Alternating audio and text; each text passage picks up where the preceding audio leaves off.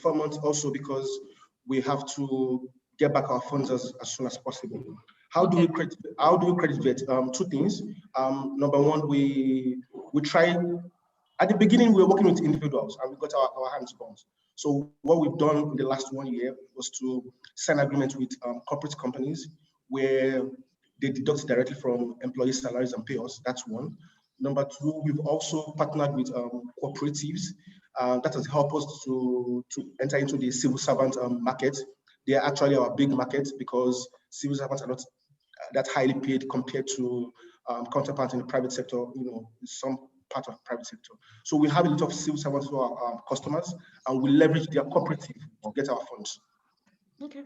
Again, I'm sure that's something that you will refine as you develop the idea, but I think there are a couple of potential pitfalls I can see, and I wouldn't be so fixed, because number one, different items cost different amounts. You can have something that is a big ticket purchase, you can have something that is a small ticket purchase. Something could take a month to pay off. Some things might need like 12 months to pay off or longer, right? You need to find the balance right. But I guess we'll come to that at a different stage. But yeah, good luck. Good idea.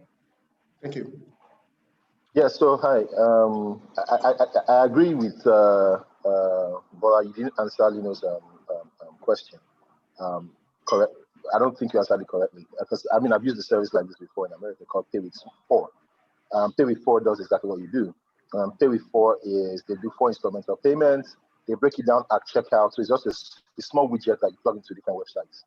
They handle the transaction at the back end and they pay upfront for that product that you're paying, but you're paying through a website. So you register on their mobile app and you get stuff like that. So back to the question, why are you not focused on, because what you're doing is you're just selling your products, but you're just selling it with the credit facility involved. You're not running a tech company that is focused on providing a service for people by providing a service you are trying to provide. So like I said, when you talk about Pay with 4 works perfectly because I use it to buy my wristwatch. I've used it to buy a lot of things where they just break down that credit into 4 and and they debit my credit card directly. But at checkout, I must choose Pay with 4. So it's a payment option on the website of the company I'm paying the products for. So the same thing, why not create a widget that, because all you want to do is just provide credits. So you shouldn't be focused on inventory management because that's what you're doing today. And I think that's the big risk. If you have to now start providing inventory management systems, and it is even a longer route to market because you could turn on 350,000 customers instantly and start vetting the 350,000 customers that belong to other people. And that is the fastest way to grow. So if you want to focus on expanding what you're doing and not make it just a business that is good enough for your family, because that's what it is today. If you want to make it a business worth investing, you need to think about how you're going to, plug into existing infrastructure and existing platforms to be able to expand. Yeah, thank you very much. I think that's one of the reasons why I'm here. But just to add, we keep zero inventory. We don't keep any inventory. Once we lock an order with a customer, we already have vendors for all products to sell: home appliances, electronics, phones and accessories, computing. We get in touch with our vendors, we pay them, and then we deliver the goods to the customers, and then the companies or the cooperatives pay us over 4 months. The reason for now we're not dealing directly with individuals is because of the experience we've had in the past. But hopefully, bringing technology into the business, I'm sure we'll be able to scale.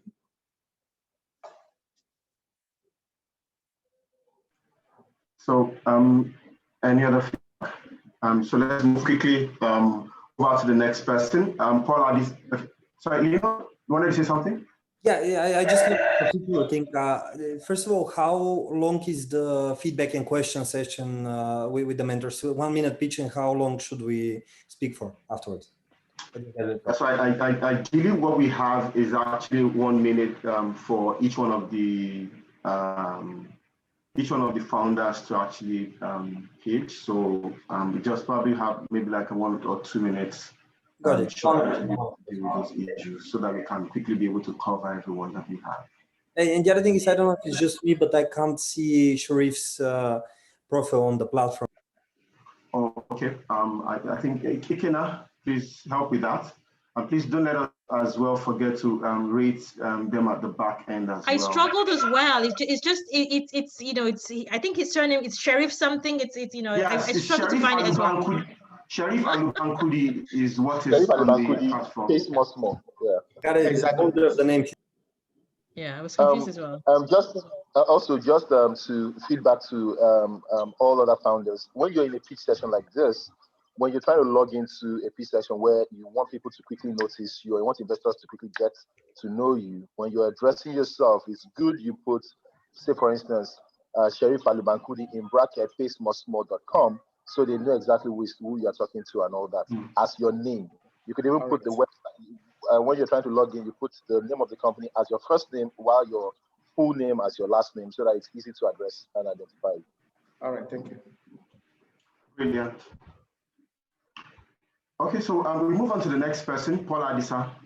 Are you in? Okay, good evening, everyone. Can you hear me? Yes, we can. Okay, can I start? Can I go ahead? Yes, please. Okay, my name is Paul Adisa. My name is Paul Adisa. Good evening, everyone. We would like to solve the problem of wastage in tomato plantation in Nigeria.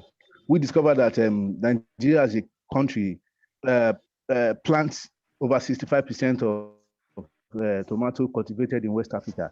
Meanwhile, Nigeria consumes over 1.8 tons of tomato annually. Out of that figure, Nigeria imports more than half of that figure. And I tell you that Nigeria, over 40% of our plantation goes into wastage. So the problem we want to solve is we want to set up a processing plant that can process up to 15, 20 tons daily production of tomatoes into sauce, into puri, into paste. So we are looking at a seed capital of 500 US. I mean,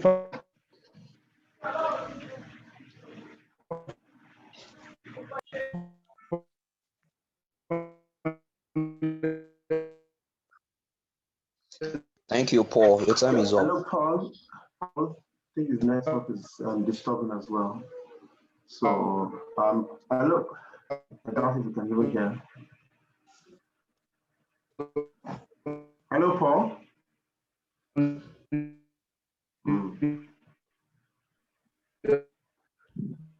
Paul, can you hear? Let's move on to the next founder. When it sorts with the connection out, we can try again. Yes, I think that's what we will do. Please, mentors, please hold your feedback for him.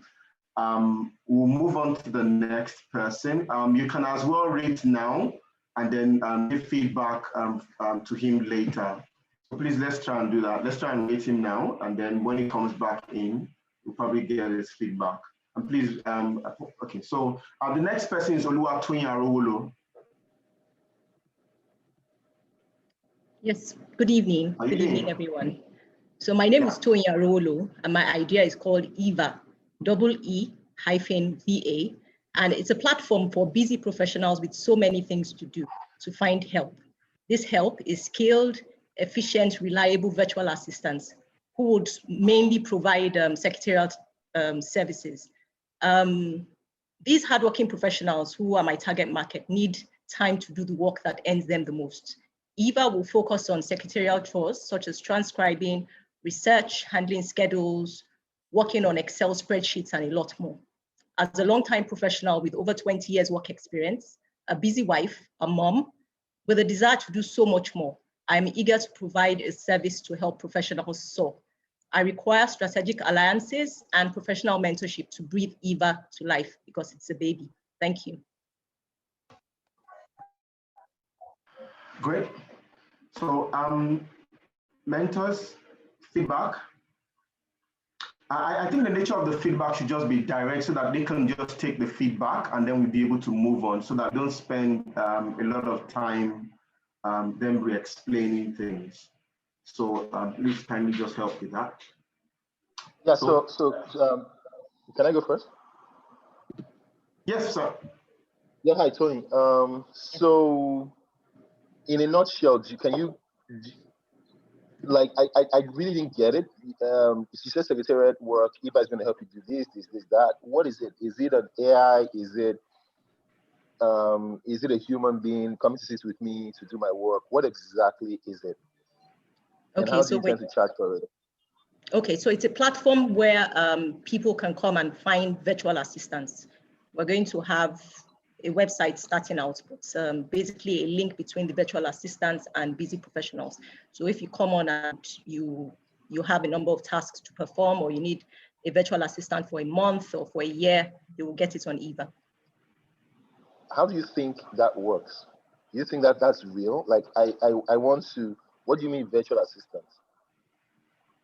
Okay, so if I take myself as an example, there are times when I have several deadlines at work, but I still have other tasks I'm interested in. I have a side business that I run, and I need things to be done. I need research articles, to transcribe meetings I've been in, and I need help with that. So it's like a second arm. I just have these tasks that would just take up so much time, but I provide people who would do that work faster, more efficiently than I would have, and better. So people, not AI. No, it's not AI. And yes, I saw your comments. It's not fireflies.ai. These are human beings. We'll be providing employment as well to young men and women. Interesting. Okay. I use Sorry, can I just make a quick point? So I'm probably one of your key target markets. I'm a busy mom. I have a job. I have more, so I get it. But I think what Simeon is trying to say, and I agree with him, is that I think as you fine tune the pitch, and it's just feedback, you don't have to answer me. As you fine tune the pitch, you need to be more specific about what these people do. And so I'm spending a lot of time thinking, what does she mean? What does she mean? Whereas I think I'm your perfect target market, right? Yeah. And so trying to hone it down and narrow it down to the tasks that you expect them to do. Help me, your potential customer. Don't let me have to rack my head as to what I would need Eva for, right? But I think on that there is something. Yeah, well done. Thank you. Yeah, for me, I've used a lot of services like this over the years, and they come with very different types of value proposition for different use cases of the consumer. And a little bit like Bolanle, right? I'm pronouncing it correctly. It's Bola is fine. Bola is fine. Thank you. I'm very sorry. I'm getting it wrong. Yeah, but as she's pointing out, I think one of the key challenges is related to the onboarding of new people. And I think the question I'm asking myself when I'm hearing you speak is, are you just kind of starting this and coming up with this?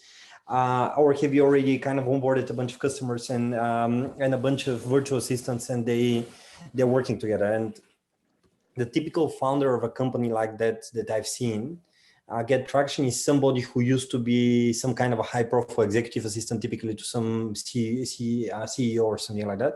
And they kind of learned a lot about how to enable other people to be effective and kind of transfer that knowledge to a lower-end consumer market who can't have a full-time assistant but can benefit from some of this. Am I getting this correctly, or? Like about your yes background? You're right. My CEO is actually that sort of person. She's been a PA for over 25 years. Exactly. Yeah. So normally you can create this pitch as a bit of a story of how you did that in a very high profile context, how a lot of say young entrepreneurs or moms or executives or whatever, or startup founders can really benefit from that sort of help, and then build up on some exact use case, so Bola can, or all of us can get it into context.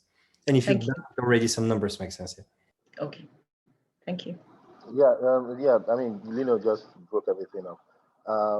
And just to add to what he said, finally, and this should go to most of the other founders, I've noticed that we try to create names that make really no sense at first glance. Mm-hmm. Like, I'm struggling to understand EE-DA. What does that mean? How can I tell what the company does from where I'm sitting? So, when you want to name a company, it's good. The vogue is name a product. Let the product kind of speak for them, so that it's a first level to sell what you're trying to sell. Fireflies.ai makes sense. Oh, Fireflies.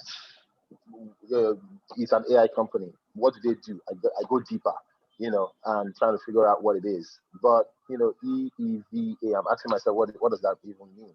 You know, people find it difficult to type in a website. People find it difficult trying to find you and stuff like that. So you need to work on that. So thank you. Thank you. And yeah, sorry, finally, less jargons. No jargons. You used a lot of jargons during your pitch. A lot of jargons. No jargons. Assume how was I? So I just got out of demo day at Hong Kong, and the first thing is do not say jargons. You don't know who's in the room. You don't know whether they understand what you're saying. Just don't. You don't even know if they understand your language. Even they are English-speaking people. So just don't use jargons. Go straight. This is what I need to do. You kept using words like tax, more tax, professional tax. What the hell is that? Like, what does that really mean? You know. So just say you want to write a book. You want to do this. You want to do that. Say what it is. Thank you.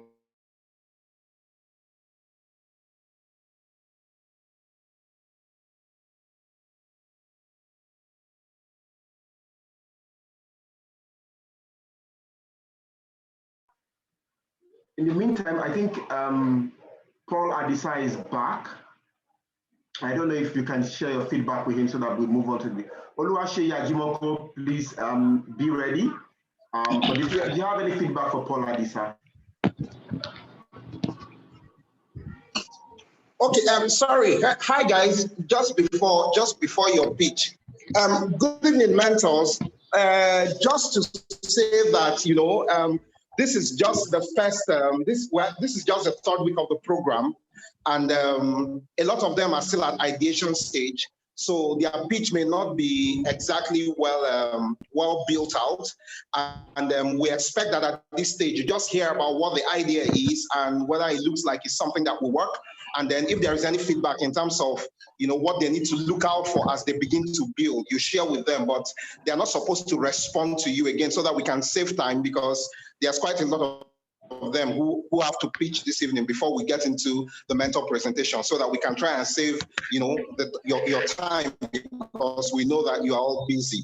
So maybe we just keep it out, give them feedback, and then much later in the program, they will have the opportunity to respond or to hook up with you in case there is need for, you know, further interaction. Thank you. Thanks for that, Ifedi. Okay, so any feedback for Paul Adisa? Yeah, let me just, Paul, I think you need to hone in your pitch a little bit more. Just, you know, be sharp and shift about it. I get a sense of what you're trying to say, but I think you actually have quite a bit of work to just be concise about the idea and how you choose to monetize it. Yeah. Okay. Okay. Thank you. Okay, so so we move on to Sheya Jimoko again. All right, thank you. My name is Sheya Jimoko. So imagine a pregnant woman that falls into labor in the middle of the night while the husband is away on a night duty, or a boy that develops asthma attack in a remote area somewhere in Lagos. Inability to access emergency medical services like toll-free lines, well-equipped ambulances, or well-trained paramedics is one of the greatest causes of avoidable deaths in Nigeria. So my idea seeks to increase access to emergency medical care. According to National Center for Biotechnology Information, there are over 30,000 registered hospitals in Nigeria, 80% of which have ambulances which have never been put into emergency medical care. Working with these hospitals, we are building an app that allows users to be able to call an ambulance pretty much the same way you would call a cab on any ride-hailing app. Now, our revenue model is based on subscription, and we plan to work with large corporations and the government to include our service as part of existing health insurance covers that they have for their employees. The world is in a pandemic, and I believe there's no better time for this idea than now. Thank you. Sorry, is it me? I can't hear you. Hello? Mentors?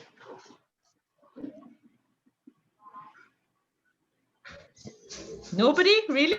Okay, I'll go. Great idea. Hello, is it just me? But I can't hear anything. We can hear you. Can you guys hear me? Yes, we can. Okay. Yes. So, Paul, who just spoke? Yes, don't confuse me. Yes. So I think good idea. Just a couple of quick things I would say to keep be open-minded about using an app at this stage.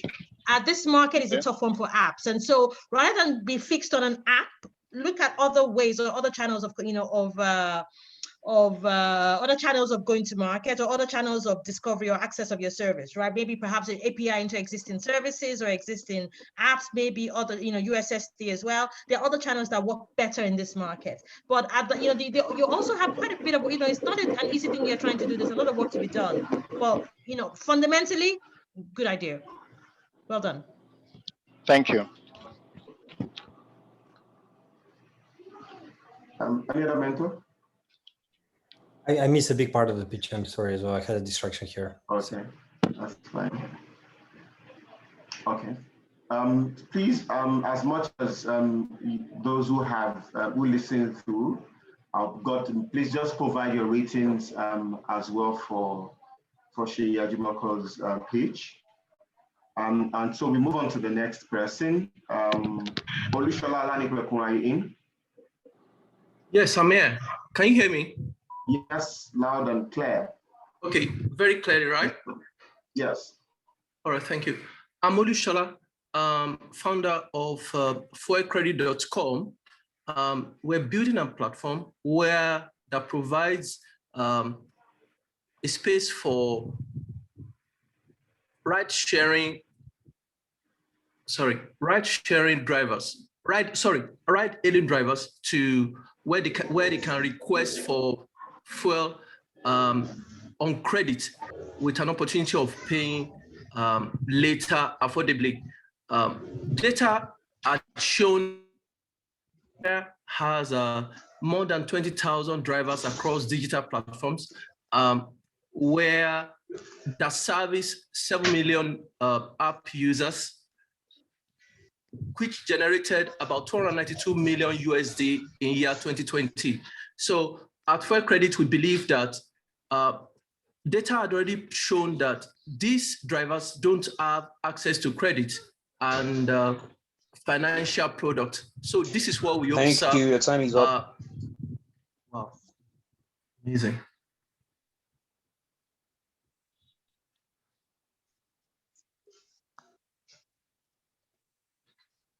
Yeah, hi. So just a quick one. if I get this correctly, So, go for it. Go for it. okay, so I don't know if Founders Institute will allow me to continue, but I kind of have a conflict here because I'm launching this product alongside Thank You Cash, and I already have the partners and stuff to work on it. So I don't know if I'm allowed to still speak on this. It's just a part of my product, so it's not a company I'm building. It's just 1/100th of the product that we are launching. It's just an arm of the product that we're launching. And we already have partnerships with the biggest ride-hailing companies. So I need to recuse myself from this. I can't really give feedback. I hope you understand that.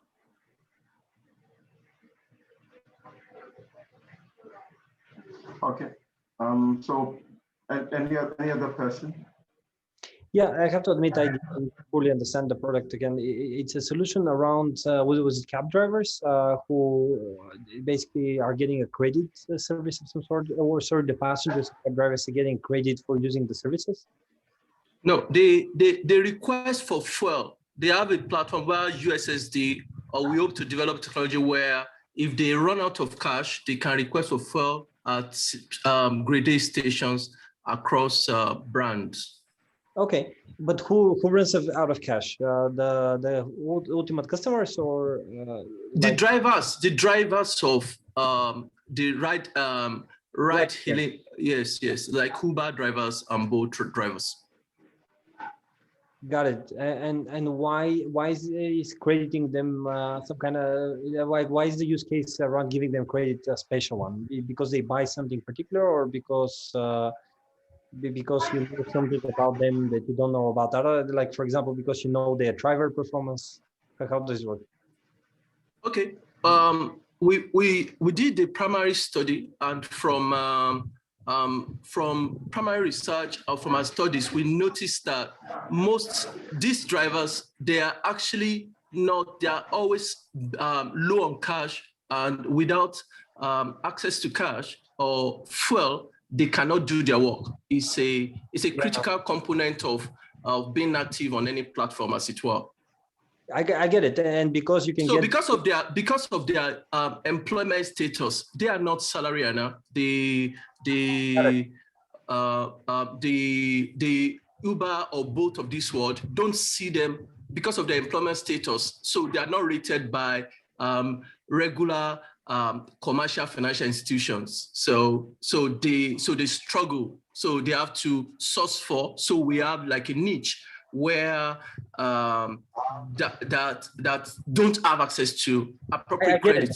I completely get it. It's really cool. I think it's really cool, and there's a huge opportunity around that, around all kinds of gig economy workers, right? Because they are this kind of next generation of employees where they have essentially one main job, but they are still not employed. So the financial institutions would not consider them liquid. But at the same time, there are probably very low risk scenarios where you can offer them, cash flow where they can just keep doing their exactly.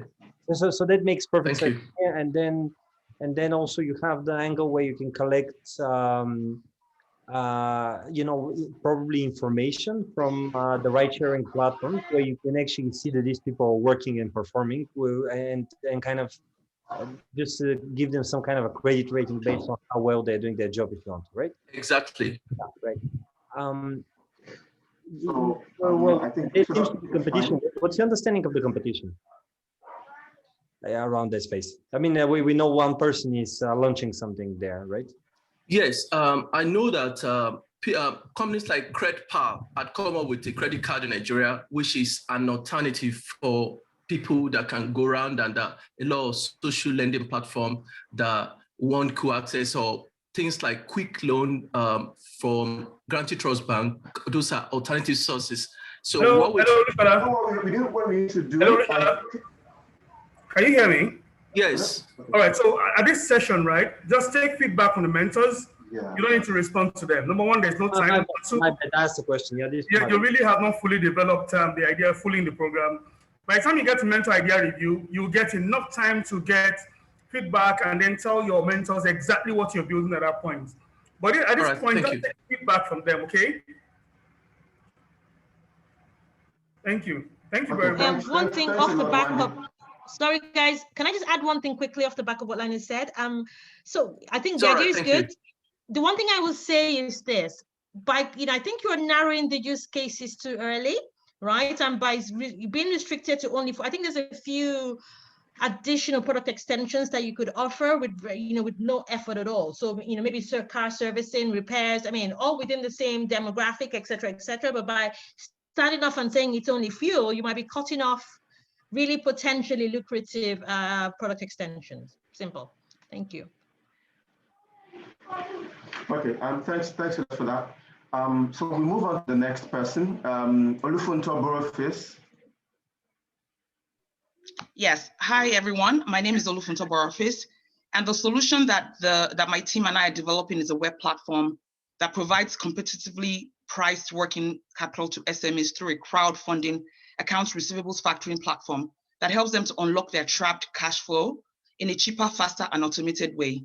According to a PricewaterhouseCoopers 2020 SME survey, there's 17.4 million SMEs in Nigeria today who contribute 48% of the national GDP and produce 86% of the jobs. Most SMEs have difficulty in accessing capital today because of issues ranging from high interest rates, as well as collateral and guarantor requirements. I believe I'm uniquely qualified to solve this problem because I currently run a small recycling company in Abuja called Chanjadati. And for the past 5 years, the issue of cash flow has always been a pain point for me, as well as a lot of my colleagues. Also have an awesome team of co-founders with experience from the banking, IT, and management consulting industry. My ask is for $1 million, 65% of which will go for salaries, 25% will go for marketing and sales, and remaining 10%. Thank you, Olatunji. Your time is up. Thank you. Thanks for that. Mentor.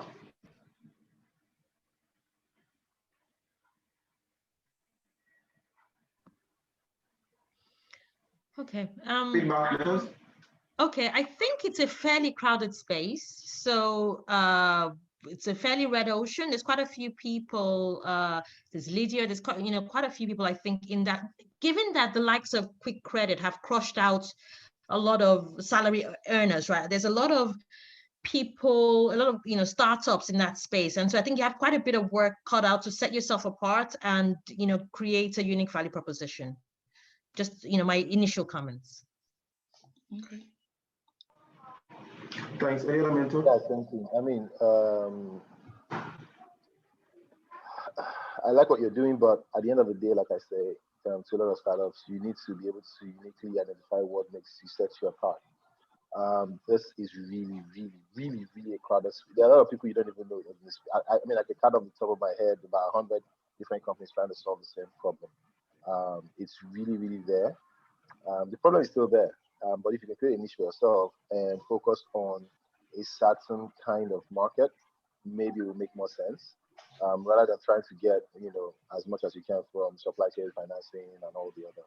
So if you can, get a niche for yourself and try to, get into a space, every other person wants to do everything. So if you could create a niche and try and focus on that niche, probably you'd be different in the space. Okay, I just wanted to quickly point out that it's not supply chain, it's actually invoice and account receivables. So it's after the work has been done. But thank you. Yeah, and by the way, I got what you're talking about in terms of factoring. I mean, especially when you're a small business, you very often have an invoice which is fairly secure, but it's just late, especially if you're dealing with bigger suppliers, sometimes months. And I get that. And I don't know, unfortunately, enough about the market to say whether it's crowded or noisy and so on. But I'm guessing that the colleagues who raised that as a concern might be onto something. I just want to comment on the way you delivered it. I think it was very clear, organized, and it just conveyed what you're doing quite well. So I think that was a very good thing. Thank you. All right. Good evening, everyone. Can you hear me? Yeah, we can. Okay. Actually, I think invoice factoring or receivables. I mean, I think the space is interesting. Most of the factoring agencies in Nigeria are powered by the commercial banks and a few finance houses. So I'm going to write on what Simeon said. You need to niche a little bit. You need to, not because it is crowded, but because the value prop has to actually come true, has to shine through. So to be able to beat the incumbent at the moment, I think your value prop can only be maximized if you can niche it a little bit. For example, in logistics, invoice financing is a major thing. You understand? For both the big players and the little players, you understand? So basically, I think you should look into it a little bit, from the angle of who exactly you want to serve with the services. And from there, we can have the discussions and take the game forward. Okay, thank you so much.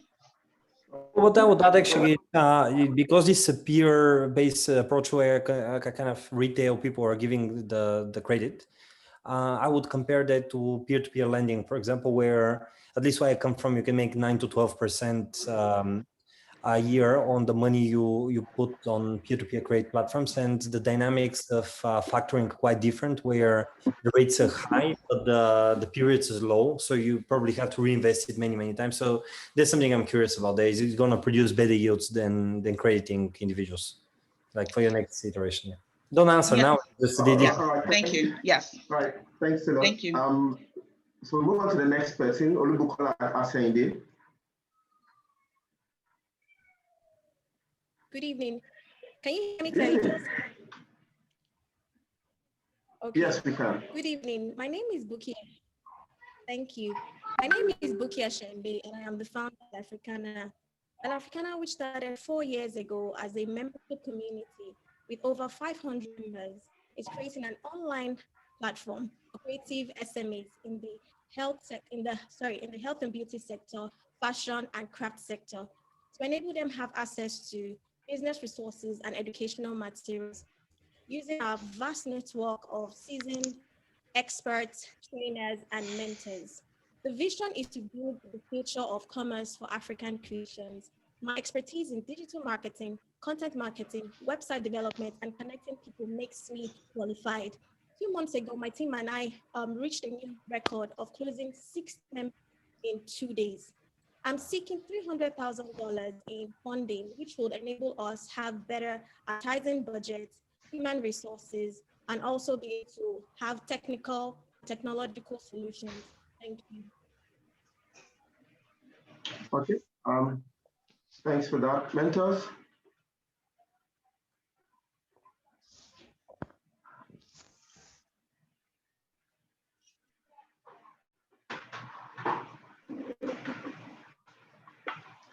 Hello, mentors. Hello, Bukola. Hello, Bukola. Good evening. Yes, Yeah, I'm hi. here. In one word, what are you? In one word, Or in one Balafrikana is a sentence, platform or that in one sentence. Balafrikana is a platform that empowers, supports, and connects creative SMEs in the beauty, crafts, and fashion sector with their consumers globally.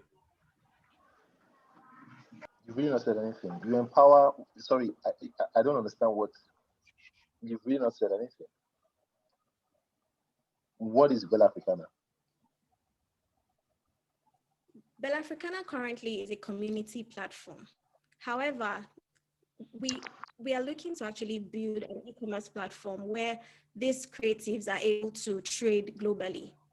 I started Balafrikana 4 years ago by having that e-commerce platform, but then I noticed that a lot of these businesses don't have the capacity or quality.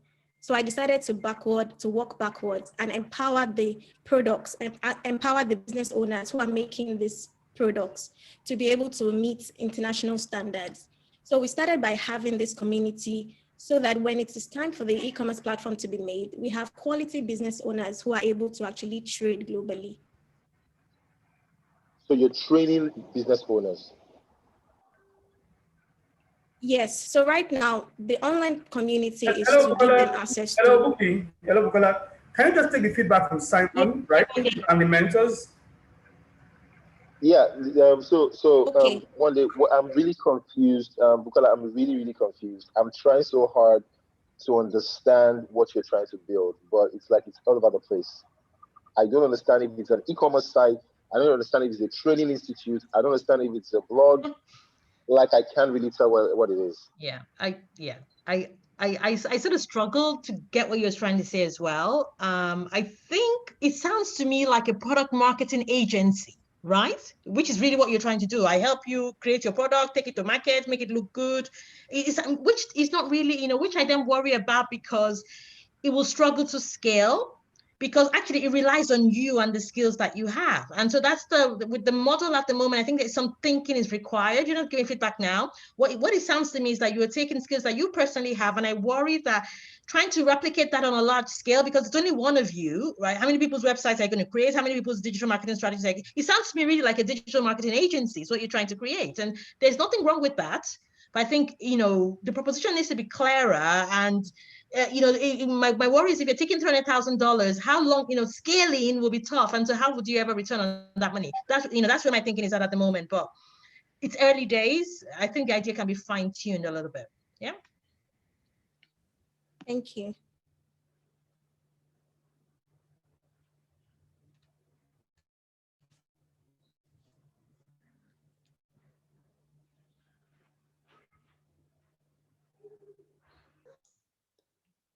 Yeah, I have nothing to add. I largely concur with the colleagues. And by the way, I need to drop out, as I mentioned, to the Founder Institute team, and I'll try to get back on before the session has ended to deliver my presentation. If not, I'd be happy to do it another time.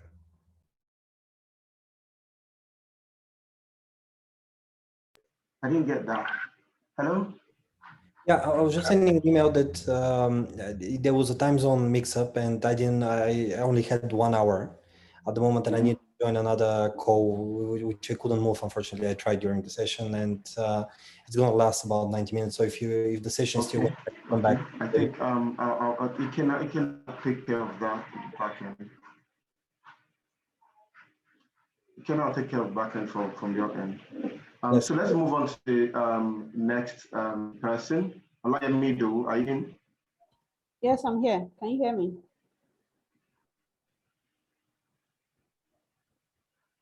Olayemi Ido.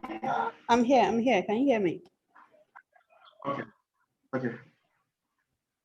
Over to you. Okay, my name is Olayemi Idowu. My business name is Everything Kids. Everything Kids is an e-commerce marketplace for products and services for kids from newborn to 12 years. We want to be a one-stop shop for everything parents will ever need for their kids, making it easy for them to shop for anything they need for their children from the comfort of their homes and with the click of a button. We're going to be building a community around the brand through informative blog posts, a podcast channel, and social media interactions, with which we believe we'll be able to leverage on the trust within the community to sell to our target markets. We'll be making money on every sale on the site. We'll be making money through advertisements and also on data analysis. Presently, we are building the e-commerce marketplace while simultaneously onboarding offline vendors in the industry. I am uniquely qualified for this, to build this kind of idea, because presently I run an online children fashion brand, and parents have every time and another been asking me for other things apart from what we make. Thank you. Your time is up. Okay. Thanks for that. Mentors feedback.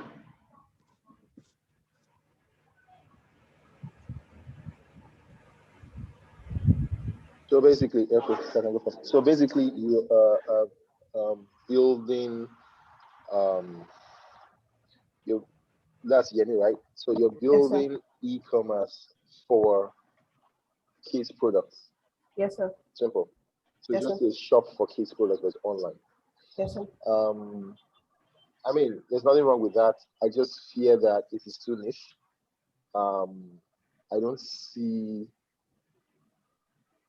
I mean, you can scale that and become, big, but the question is, you would have a lot of competition around there. What you sell can be found on, other regular websites. I don't know what would make you uniquely different. If I'm looking for things for kids, is it SEO? Is it, what exactly would take me to your site?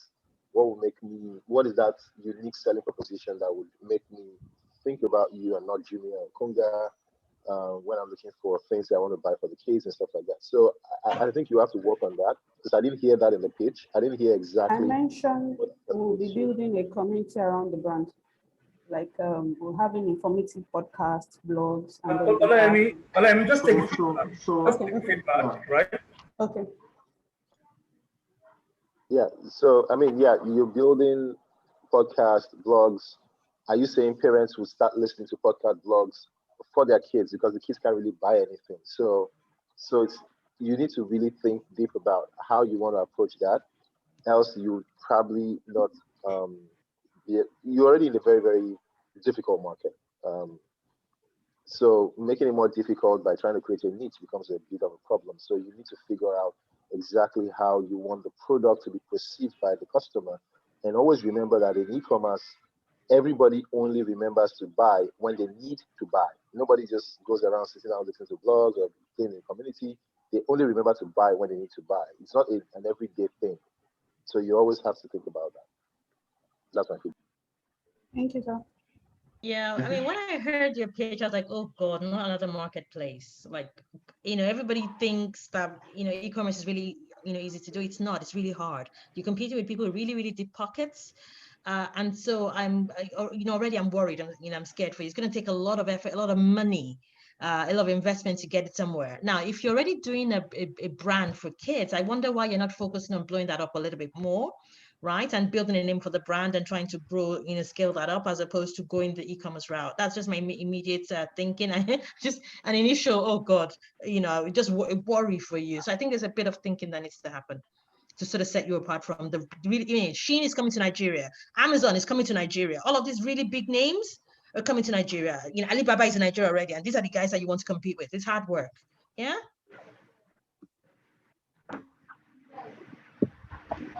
All right, thank you. So the last person on the list, Olatunji Falaye, are you in? Yeah, I'm here. Okay, sure. Yeah, my name is Olatunji Falaye, founder CEO GoCab Technology Limited. GoCab is an affordable, secure, with offline trip mode ride-hailing services for the existing ride-hailing app customers and smartphone users in general. Go provides swift and secure ride-hailing services with the use of our panic button in time of distress and complaint, focusing on the customer service relationship and effective offline trip services. Thank you. Okay, mentors.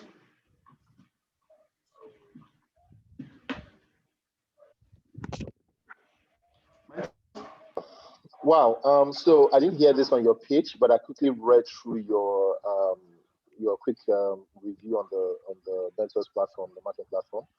And you say what sets you apart is the fact that you work both online and offline, while other ride-hailing platforms don't work offline. I started to get worried about that because so the reason why most of us use ride-hailing platforms are basically because we can afford it.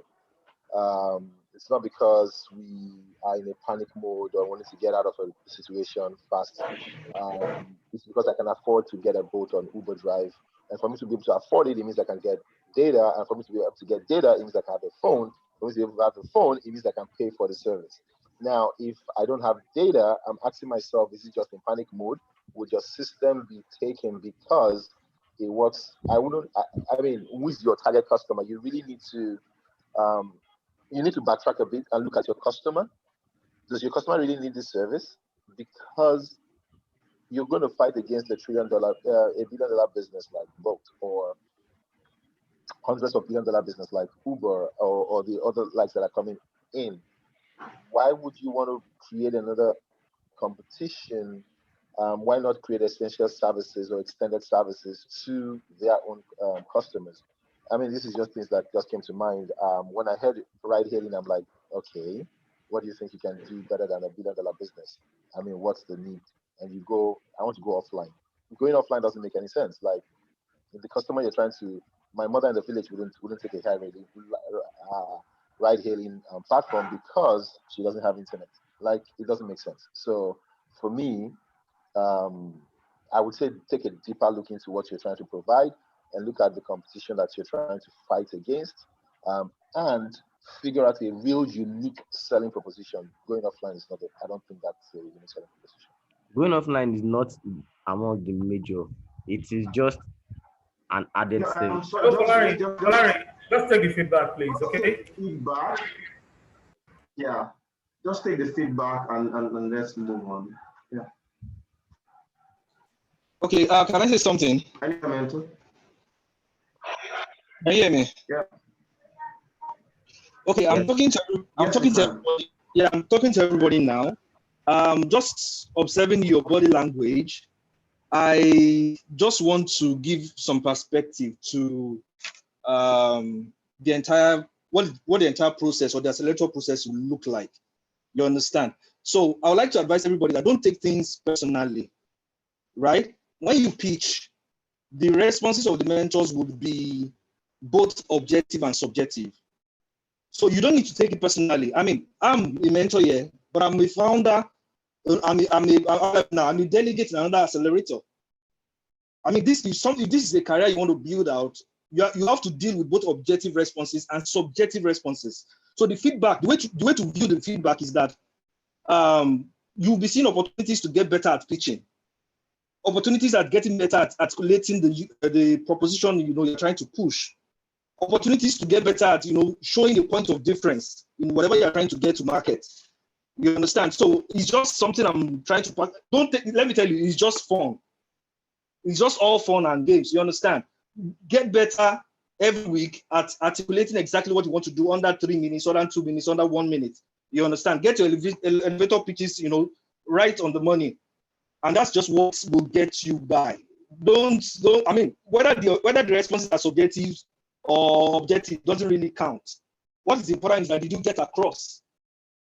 So I don't know if I'm making sense to everybody. I'm watching people's body language and I feel like, okay, I should just say it early in the program. Okay. Thanks for that. Can I say something, Adiola? Yes, you can. Yes, you can. Yeah, thank you, Fair. I mean, a lot of people. I mean, I was even corrected by one of my senior colleagues in the office because I'm around where we're working, and she says, don't tell people that it is useless. Don't tell people I don't understand this and all that. And I'm like, yeah, I know, but I mean, I still have to say, because the reason is this. I have been beaten, battered, and abused. I have seen it all. I have crushed businesses. I have lost millions of dollars. I have won millions of dollars.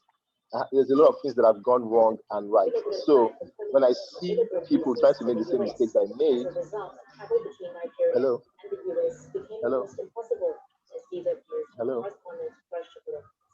hello. Paul, can you mute your mic, please? Or can you mute Paul's mic? Oh, okay. So like I said, I mean, I have seen it all. I just finished raising funds. I'm raising more funds. I have spoken to investors. Quick talk. For instance, there's a product we're supposed to have launched, built a product, worked on the product, lovely product. We thought, oh, we're going to launch this product. Spoke to one of my mentors and advisors, who is supposed to be the HSBC CEO. And he goes, rubbish. Simeon, you can't do this. This is rubbish. This doesn't make sense. Get out. This is rubbish. You can't do this. And he just shuts down the conversation. Now, you take that and you say, wait, I've been working on this for months and you're saying it's rubbish? Like, and he explains to me why. And I saw immediately when he explained what the loopholes were. We had to go back and refresh the product. Came back to him and he now said, yes, now you're talking. So you need to take back good feedback. And just know that people are going to try and help. Take it as, see, if you guys have if this, I keep blaming CFA, I keep blaming Founders Institute. If they were able to build this 12 years ago, if they were able to build this 15 years ago, I think we'd have a lot of unicorns right now.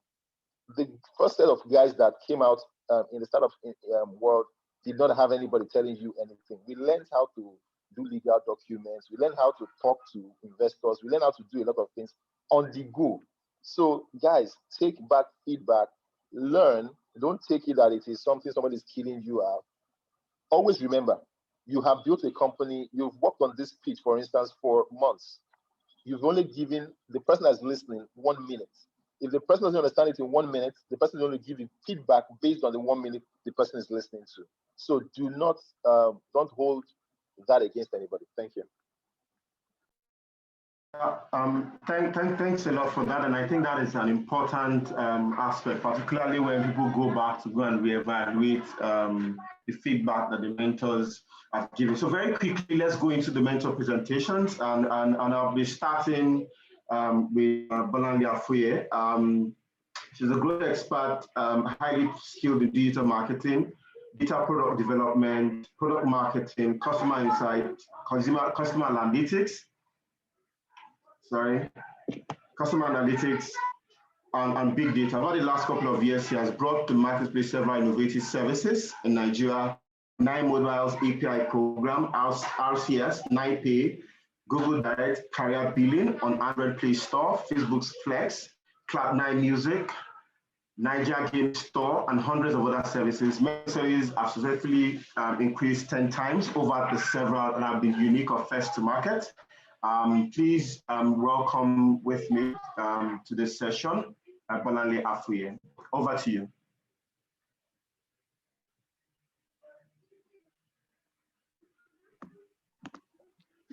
Hello, everybody. I'll just show my face for 1 minute and then I'll go off video. Let's just get into this quickly.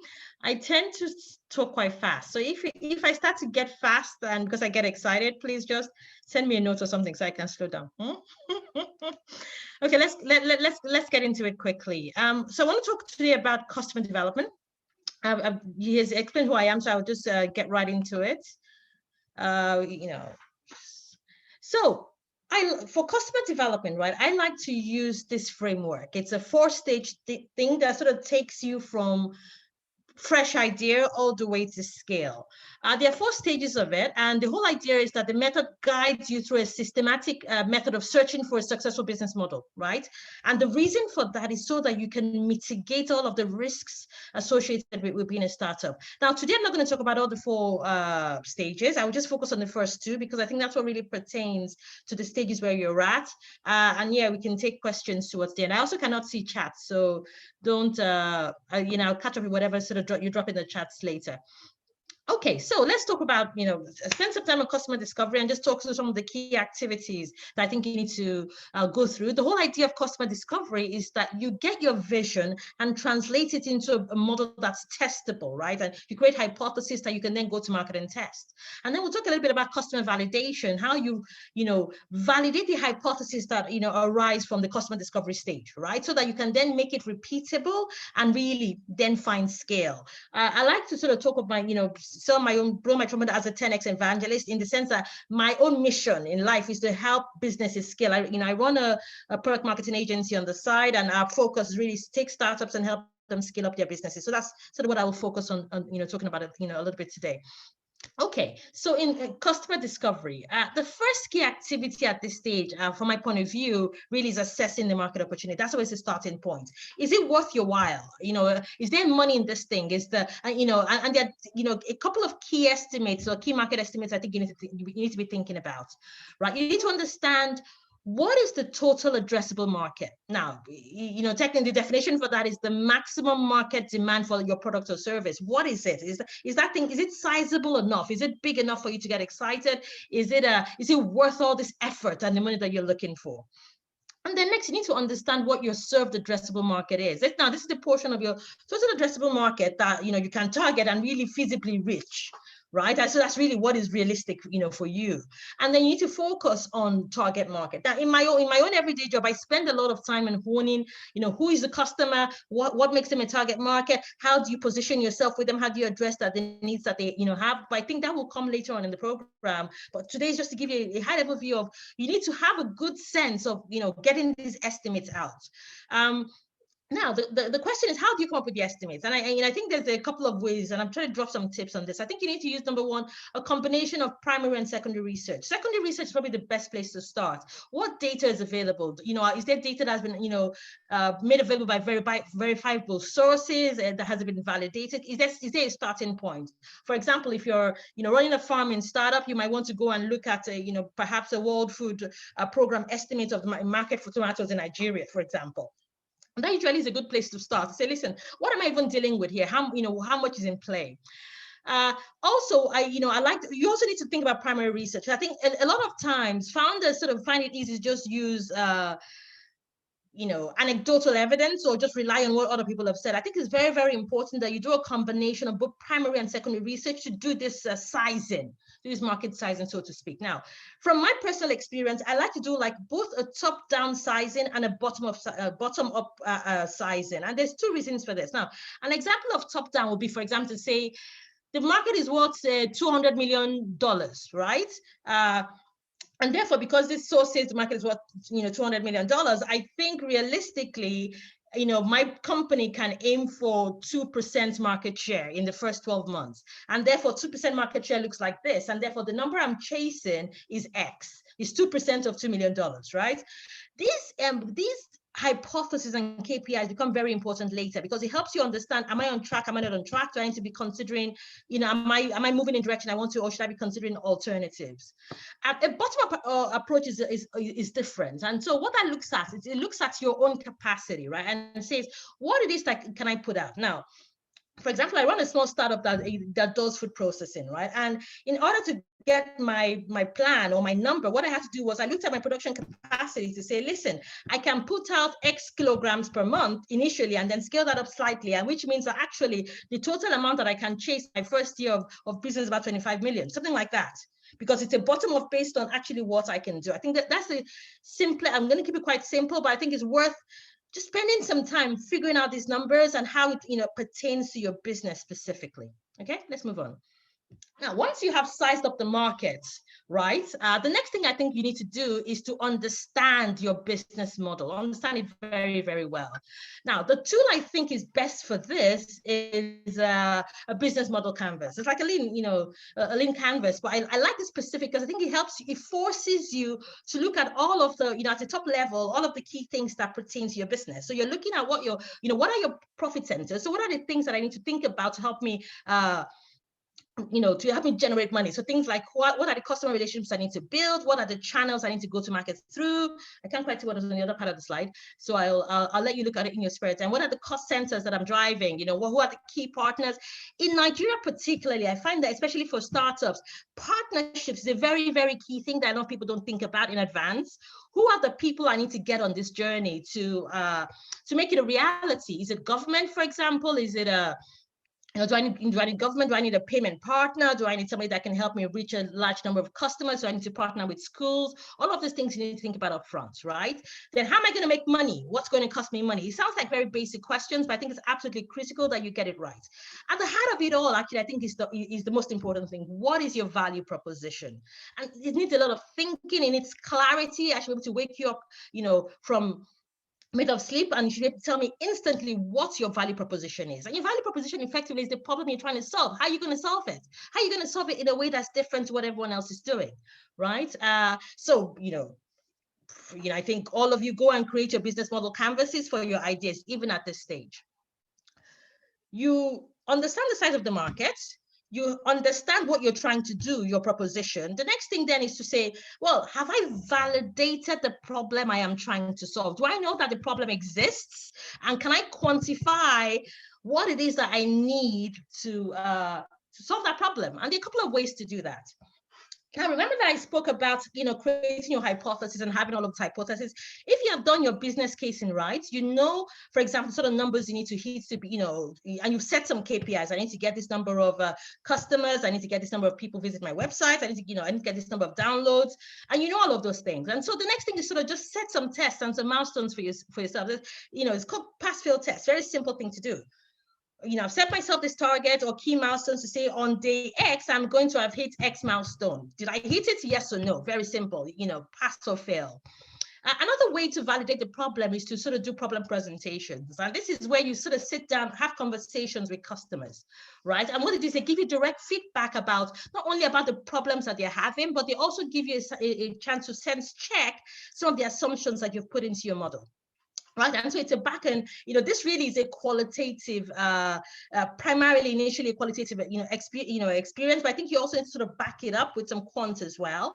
I remember having this conversation with, my then professor, how many people do I need to talk to? How many, and he says, well, it's not really about the number. The important thing is you want to be able to validate your hypothesis in a statistically relevant manner. So you need to talk to enough people so that your hypothesis can either be proven or disproven, firmly.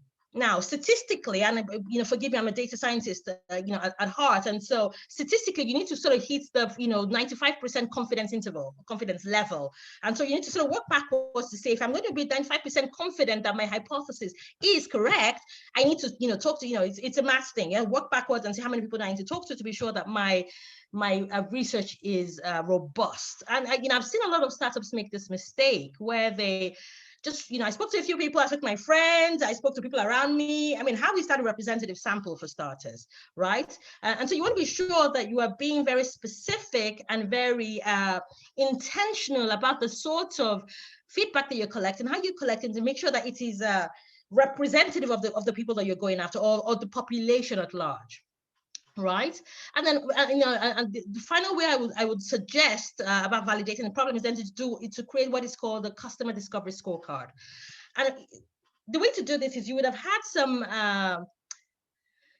KPIs. I'm trying to think of a better word to describe that, but metrics perhaps that you wanted to hit, right? And then just find a scoring system. The key thing is that it is robust and repeatable, and it is objective as possible. So it can't be it isn't subject to biases or views, etc. I mean, this I only have 20 minutes. I'm still trying to rush through this, but there's quite a lot of effort to, the whole idea is you want to be sure that your idea is fully validated, not only because you're looking to raise money, and the people who are going to put money want some confidence that you've done done your homework, but for your own sanity as well. Why do you want to spend all your effort chasing an idea that really has no legs? I mean, for me, it's basic common sense. Okay. Once you have, so we've gone through four key stages, and I know I'm flying through this, so forgive me. I've said assess your market opportunity and try and understand exactly what is the total addressable market, how much of it can you serve, and what is your target market? What should you be focusing on? And then you go and see, well, let me understand my own model very well. Do I understand what I'm trying to do? And do I understand clearly what my value proposition is? I've validated my problem. I know it exists. I have checked that the idea makes sense, right? And finally, then I want to test the solution. And there are kind of key ways you would do this. And as a startup, probably would work through these stages. First stage is just a simple proof of concept. Now, it is probably not going to be user-friendly. It's probably not going to be, it's probably not, nobody would have seen it. It's probably something that you and your team have done, but it helps, it's a starting point, right? From a proof of concept, you then go to a prototype. And the prototype is effectively a working model that approximates the final product, but it's not really ready for customers yet. And from prototype, then go to a minimum viable product, an MVP. Now, an MVP is the simplest possible customer-ready version of your product. And it could take several forms, which I won't go to. I was reading an article earlier about 18 different types of MVPs that they are. But I think the key thing is this: there's a fine line between what is an MVP really customer ready and how long does it take me to get it right? And I think it's not really a science, but I think you need to be careful, because I think especially if you're doing a technology product, right? The technology adoption curve means that you actually need the early adopters to become evangelists, right? To help you cross the chasm and effectively scale later. And so the problem is, if you mess it up with your MVP, initially it can create problems for you later. And so at the same time, you don't want to wait it out forever until you have a perfect product, right? So it's chicken and egg. You need to sort of figure out, with the help of your mentors, with the help of your customers, if you're talking to them very carefully, what exactly is the right MVP to go to market with. Okay, let's change track. Oh, one thing I would say is the whole customer discovery process is an iterative one. And, there's something called the build, measure, learn loop, which effectively just, you keep repeating. So you build something, you start with an MVP, and then you build something, and then you test, you go out and test it, come back, give your product, you go back and test it, collect some, data, and it's a continuous loop that continues on and on and on. And you find yourself sort of going back to this as, as a startup. The one thing I would say here is always look for product market fit. Don't try, and I think the solution to this is to start with a problem, as opposed to, an idea. I find a lot of people do this. Oh, I have this great idea, and then you try and force feed the idea to people, right? On the contrary, if you started with a problem that needed to be addressed, then it's easier to see how your solution sort of fits what the pain point is. And the key thing is that I think it's quite important as well that you ask that the problem is big enough. There's something called the MADS framework in how you determine what target market to go after, right? It needs to be measurable, it needs to be sizable, it needs to be addressable, you need to be able to reach them and need to respond to stimuli in a certain way. And so I think you need to be very careful how you go after go around this problem. It's not something that requires quite a lot of deep thought. And of course, keep checking your solutions. There's something called solution presentations, where you bring a couple of real life customers, right, around the table and show them what your solution is proposed to be, and just get their feedback. I can't say this enough. There's a lot of iterative processes, number one, but a lot of learning, testing and learning that needs to happen at this stage to be sure that your idea is robust and on a firm footing. Okay, let's change tack a little bit. Let's move a little bit to customer validation and what the key activities here are. If the first stage involves really testing out the idea and trying to sort of build up what you're trying to do, I think the next stage really is just to, is about, can I sell? Will this idea sell? And so, for me, this is really about doing, it's like a small scale test selling to try and get some traction to see if your idea has legs, right? And a couple of steps I would recommend here. First thing I think is to create a sales roadmap. And the whole idea of a sales roadmap, what you're trying to do is to see if you can generate enough demand to, justify scaling up the business. I think it's very, very important. It's good to have a great idea, but if nobody wants to buy your idea, you're in trouble. Right. And so the steps I follow are this. So first, you create a sales roadmap, and which is a step-by-step guide of how you're going to secure sales, right? It's, and the whole idea is you start with a series of hypotheses. You set some KPIs, and then you just check against that Check against that to be sure that you can be profitable, predictable, and scalable. The next stage then is to get the people who are going to sell. Pull a team around yourself. It could consist of your advisory board. I think you need a data person, so critical. Somebody that understands how to analyze data, understand what it's telling you in an objective way, and tell you a story that helps get you to where you're trying to get to quickly. Most importantly as well, I think you need a salesperson. You need a sales closer, somebody that understands what you're trying to do, and somebody who can bring in those sales to help you create the traction that you're looking at. Okay. Next, I think something that's also very important, often overlooked, is trying to understand the sales ecosystem. The sales, you need to effectively create a step-by-step guide of how I'm going to secure these sales. How am I going to sell markets? How am I going to do what I need to do? And a couple of steps doing this again. I always, like to work with very simple steps.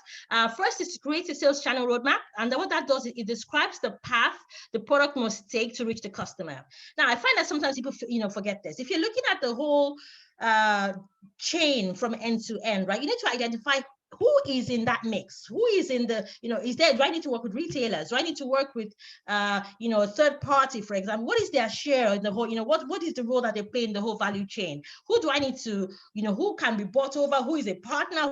There's so many decisions to be made, but I think you need to understand what that sales channel roadmap looks like, right? What is my channel? What is my go-to market?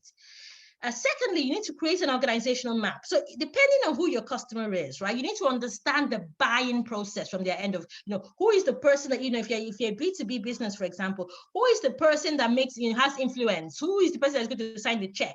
Who is the person that sits in vendor registration and therefore has can sit on my registration and means I don't get a business? There's so many little things I need to understand. Also very closely linked to, the next two steps in the influence map, the access map. Sometimes you'll be surprised that the person who gives you access is the secretary, right? And so maybe you need to make a special effort to get to know that person. Or another example is I'm trying to sell an EdTech app. Really, my customers really are children, but I need to find a way to convince mom to spend money. And so maybe the way to convince mom to spend money is to get, her son to nag her, right? They sound like very simple decisions, but I think they require quite a lot of thought to making it happen. And finally, just test sell, just try and sell, start trying to demonstrate some traction. There's no better way to just get going than this. Once you have an MVP, once you validated the best way to validate, just go and start selling. Let's see what happens. Analyze the sales environment, evaluate competitor sales strategies. Don't bury your head in the sand. At this stage, start to think, who is the competition? How are they selling? What can I copy? What can I do better? How can I do it differently? Right? Always have a hypothesis including on your sales strategy. At least have a hypothesis that you can test and check back against. And finally, you need collateral, something. Is it a landing page? Is it to figure out the journey? How will I sell my mag? Is it flyers? How do I communicate my idea across quickly to my potential customers? Just a couple of quick tips again. Set key metrics during this phase. And some examples would be things like how many visitors do I want, how many downloads, how many referrals. And the whole idea is because you're doing a test and learn approach or pass-fail test with this hypothesis, because you've set what good looks like on day one, you know when you've hit it or you know if it's not going well. So that very, very quickly you can make a decision on whether you're on the right trajectory or not. Okay. When all this is said and done, I guess then the question is pivot or proceed, right? And how do I think you should make this decision?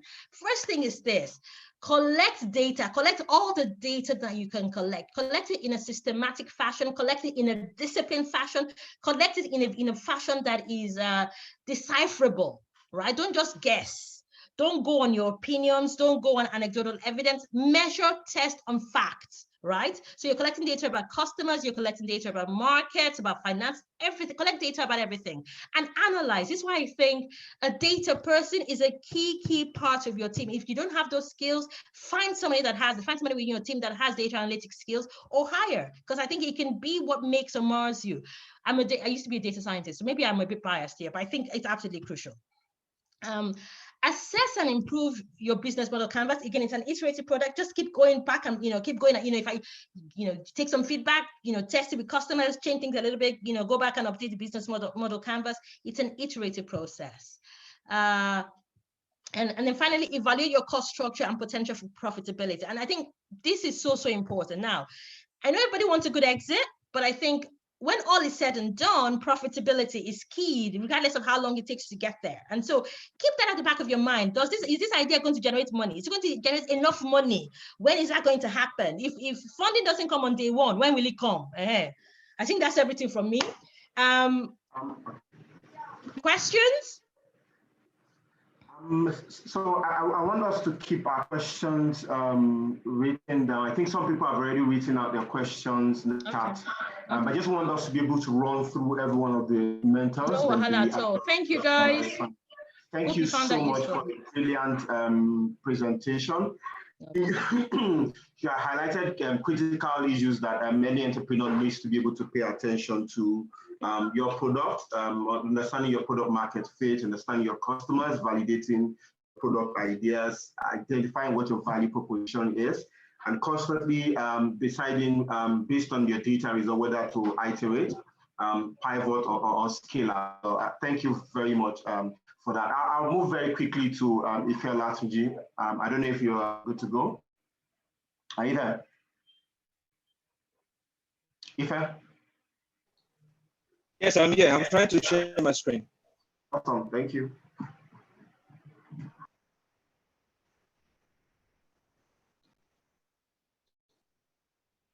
All right. Can you all see me? Can you see this, the slides I mean?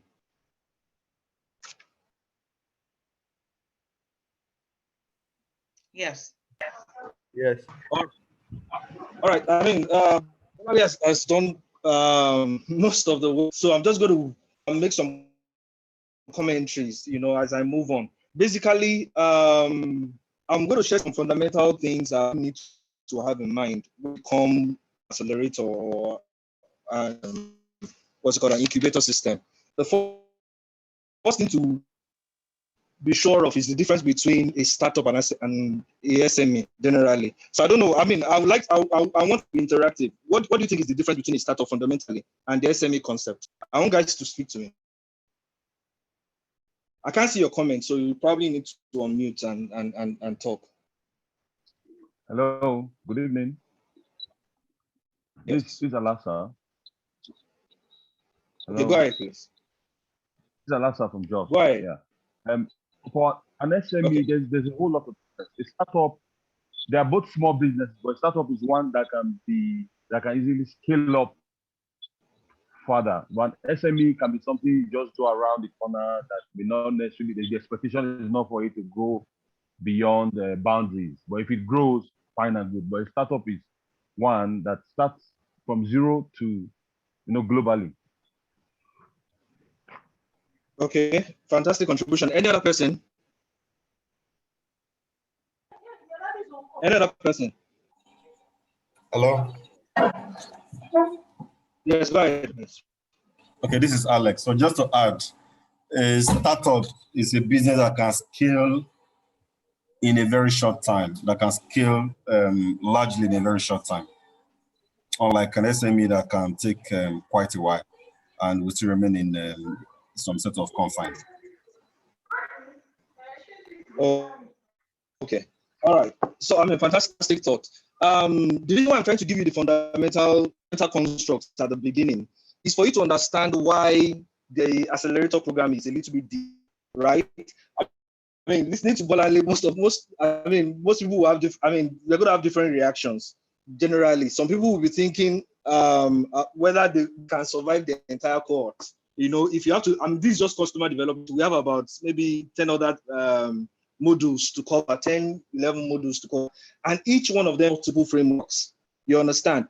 In the SME space, there's a lot of done for you frameworks you can use. I mean, most of you, let me put it that way, you can outsource. You understand? But in the startup space, even though you can outsource, you need to understand, you need to have the knowledge base, your intensive orchestration. So the big idea you need to have in mind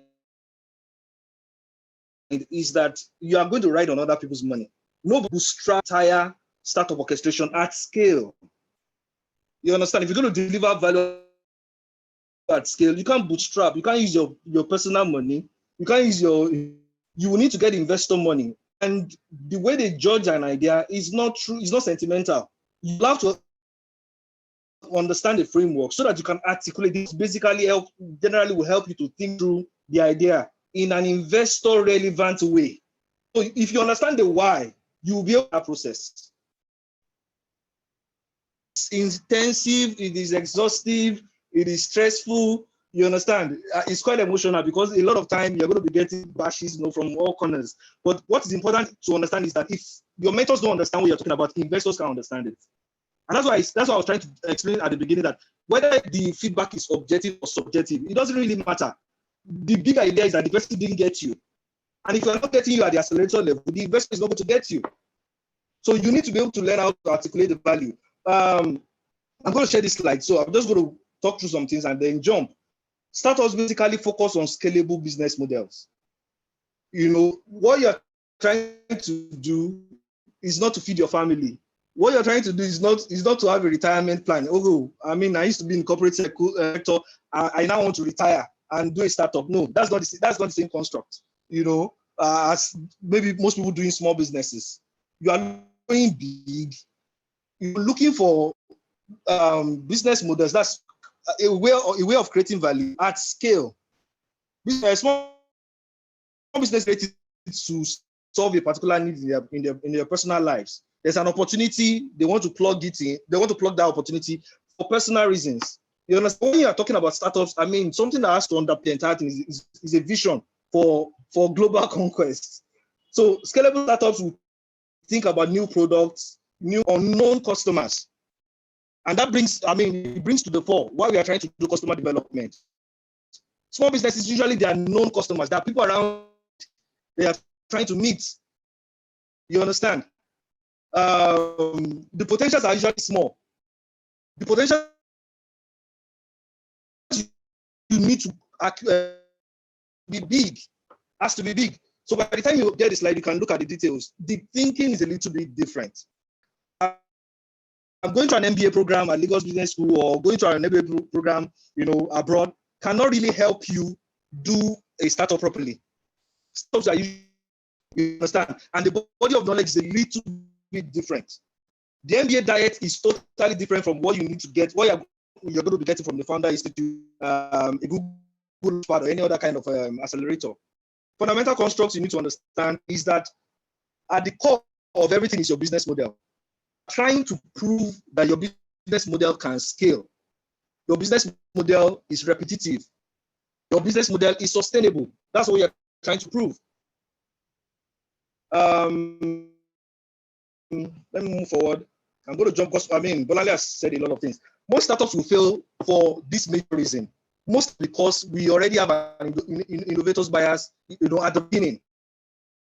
You are already in love with your solution instead of the problem you're trying to solve for. So most of us came out with an existing idea in mind, an existing solution, let me put it that way, in mind. Something you want to do. Occurred to you, you read about that, you fancied, probably you saw it in another country, and you now want to domesticate it for Nigeria. Most of it we start from, but sincerely, that really scale. A startup is not something you do because you want to achieve your dreams, like I said earlier. As your customers, your investors don't exist to fulfill your dreams. Your users, your customers, and your investors do not exist to prove your haters wrong. This is not something do something.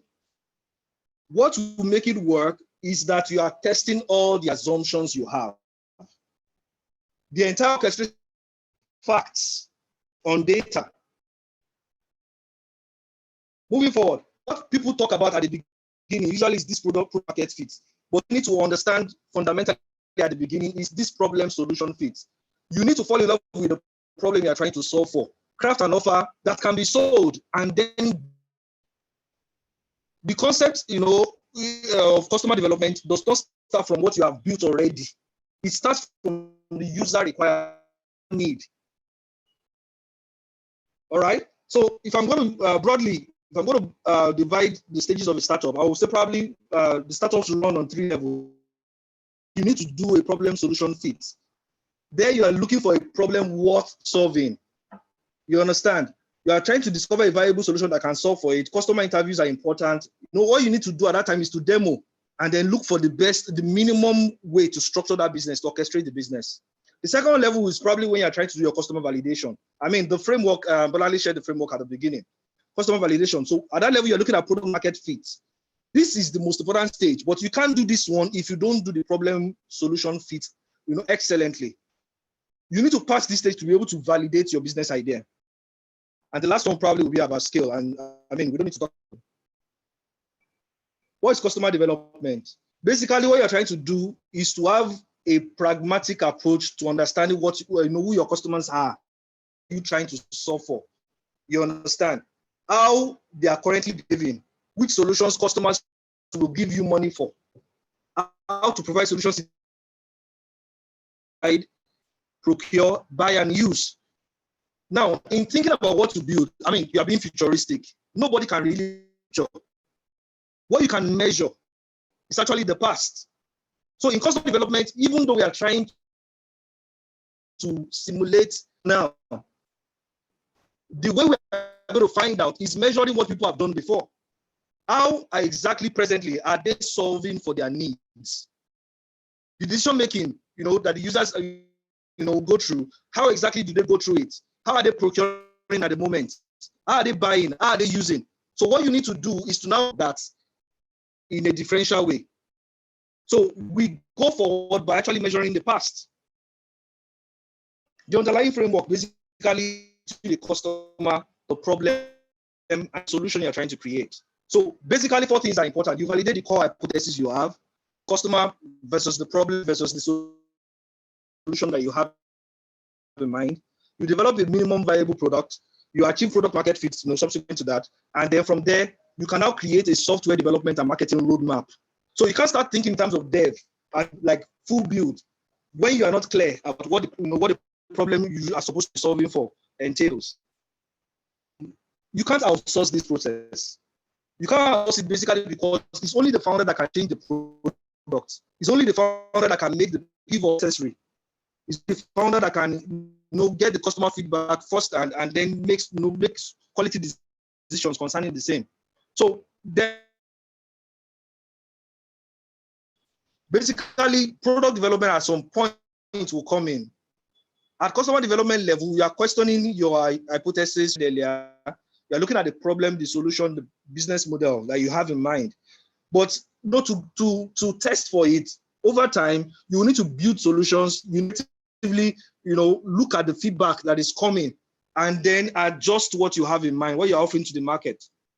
I want to skip this because of time, because I want to get people's feedback. What you are trying to test basically is the problem, not the solution. The kind of survey you need to design is not about what you are trying to offer. I mean, yeah, a part of that will come in, but what you are even trying to understand is whether you are trying to solve. So in designing your surveys, depending on the questioning techniques you're using, you need to validate the quality of the problem you're trying to solve for. The scale, how many people are having that problem? You understand? Is it worth your time? Is it worth the investment of other people? Okay, I'm jumping.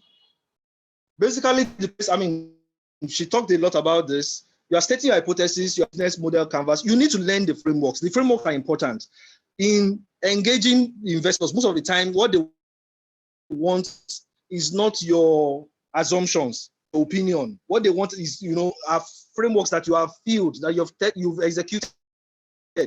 You filled them and you have aggregated them, and that's what you're presenting. So you need to make guesses around who the customer is, the ideal customer you have, the problems you are trying to solve for, the solutions you have in mind, and the business model, to be able to, to become successful. So when you draw the canvas, you are doing that inside.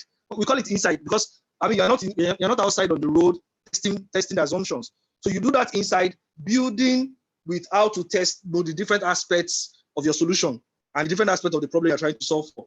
Then basically in testing for the problem, you don't test with your family members. You don't test with your team members. You have to get out of the building. That's what the concept is all about. Get out of the building and the customer's problem firsthand. Bolanle talked about the importance of primary research. You can't use other people's reports to do your customer development. You've got to get the understand? So you got to get out of the, I mean, it's a little bit tricky and putting yourself out there, but that is the only way to get this process done. You test the solution also, look at your value prop, whether it's matching customer is expecting, and do high fidelity prototypes, to test what you're trying to solve for. Do people agree with what you are trying a high value problem? Do we understand our business model? Do we even start selling? I mean, some of the ideas we talked about today, I can see, at a glance that some of the business models are problematic. You understand, by data, they are not informed by the business environment we are operating in. They're not informed by the competition. So you've got to look at your business model. Makes sense. Is it big enough to be a business? Some things are big enough to be a hobby, but can't really scale them and get investor money.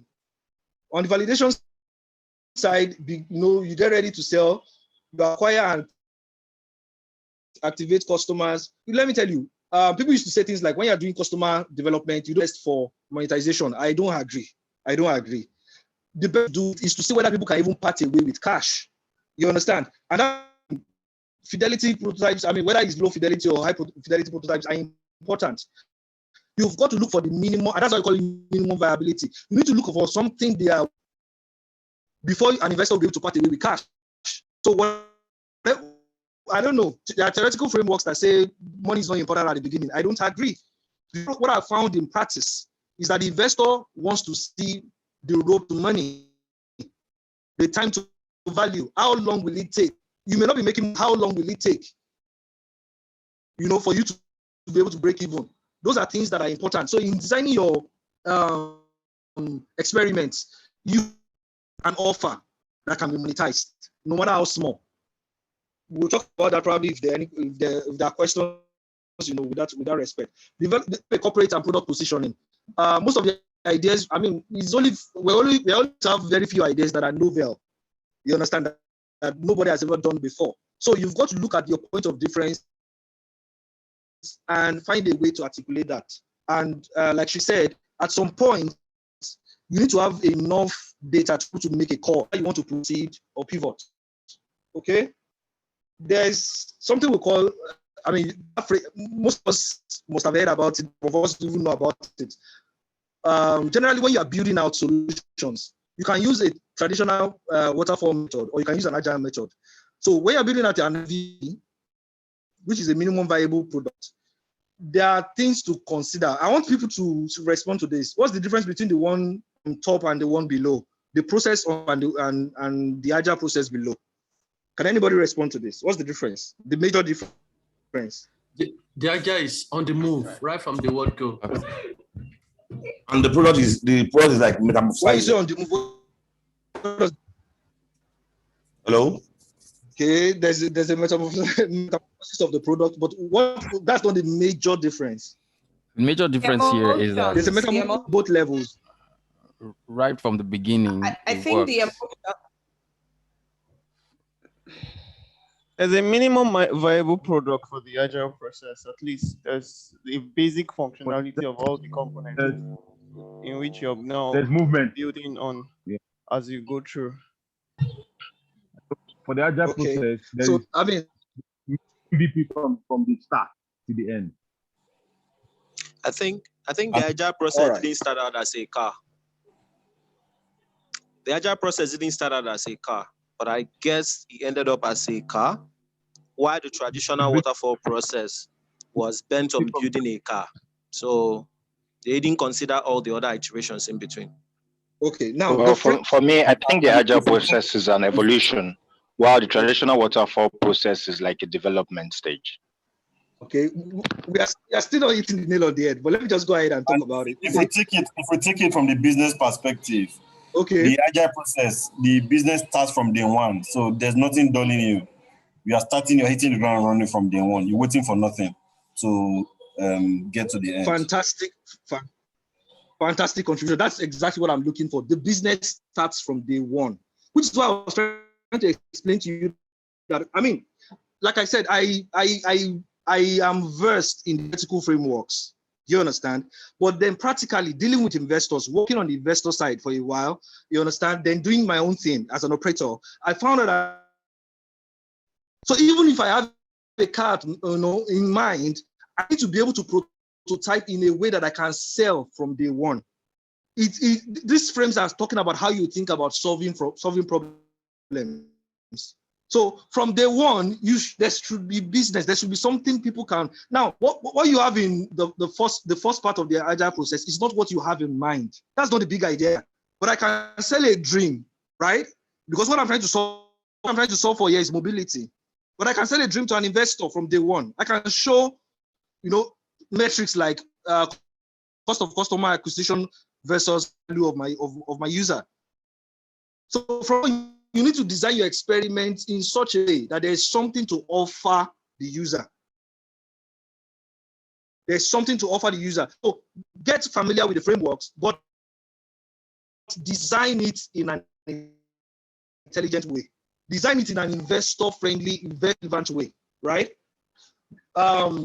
Basically, most people, when they're building out their MVP, they think about the functionality alone. So people define features, the minimum features you need to get a customer. It's not just about the minimum functional features. Value you can offer. So from the functional side, you have to think about reliability, usability, user experience is, you're thinking about minimum viability. It doesn't mean it should be crappy. It doesn't mean you should deliver crappy user experiences. From day one, you can alienate users from you forever. You can, people can swear not to come on your platform again from day one if you make the wrong move. So in creating your MVP, it's not don't just think in terms of the functionalities. In fact, the best way to define it, what is the minimum amount of functionalities that will create? What is the minimum feature set that will deliver the highest value, the highest utility to the user? That is what an MVP is. You are coming from the value side, that's why we call it viability. Viability from the value side is not necessarily, it's not just from the feature side, right? MVP1, basically, you can simplify, you can just use a landing page with descriptions of the features, the benefits, a call to action, who will respond to you. But as you go on, you need to begin to use detailed specifications, high fidelity prototypes. You understand? Demos, depending on who you're talking to. If you're trying to get partners, if you're trying to get investors, you need to demo. Locate strategic partners, people ahead for a beta version. You understand? And as you move on in the MVP, you can begin to now, create something that is high fidelity. Something that is validating revenue on several levels. I think this will be covered when you do your revenue modeling. So basically what I'm trying to say is that in thinking about this MVP customer development thing, you need to be creative about it. Understand the frameworks, but then design intelligently to be able to monetize from day one. There are several reasons why your customer development will fail. The first one is confirmation bias. And that's why I had to give that prep, at the beginning. Most times people are coming to the cohort with how I put it now, with a love for a particular idea. You are already in love with the solution. You understand? So you want to be proven right. The way you are asking the questions is already loaded. You are asking people and you are saying things like, this is a fantastic solution, yes or no. You understand? That's too close. You use open-ended questions so that and then if you're asking people who know you already, right? Most interviewers will try to please you. Asking your friends, asking your colleagues, your cohort members, you understand, can't really solve for it. Based on experience, I know most people will skip this step. They would gamify the assignments. I've seen this in practice. Most people, what you now have is a scenario where you are not able to build an MVP that can scale. By the time you are getting to week 7, week 8, you're having problems that cannot be corrected because you skipped this, a very, very relevant step. ask your friends, don't ask your family members. Go to where the users are and test your assumptions. All right, pretty much that's what I have to say. I don't want to go with the frameworks because there are several ways of testing the user preferences depending on what you're trying to work on the use case. But then if there are questions later, I can respond to that. Thank you. Thank you so much. Wow, that was brilliant. Thank you so much, Ife. And I think you essentially spoke to a lot of our founders, our minds are in terms of having an idea. Of course, they had an idea coming into this, into the program, and then you'll be having to face tasks that will challenge the very foundation of those ideas. You having to validate them, even though you had those ideas and those are the ideas you came in with.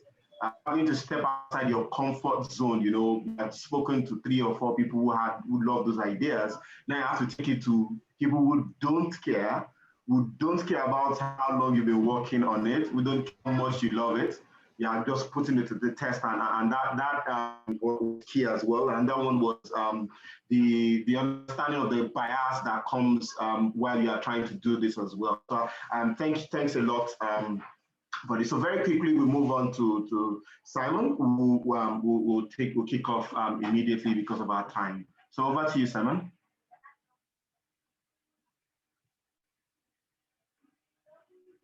Hi guys, thanks.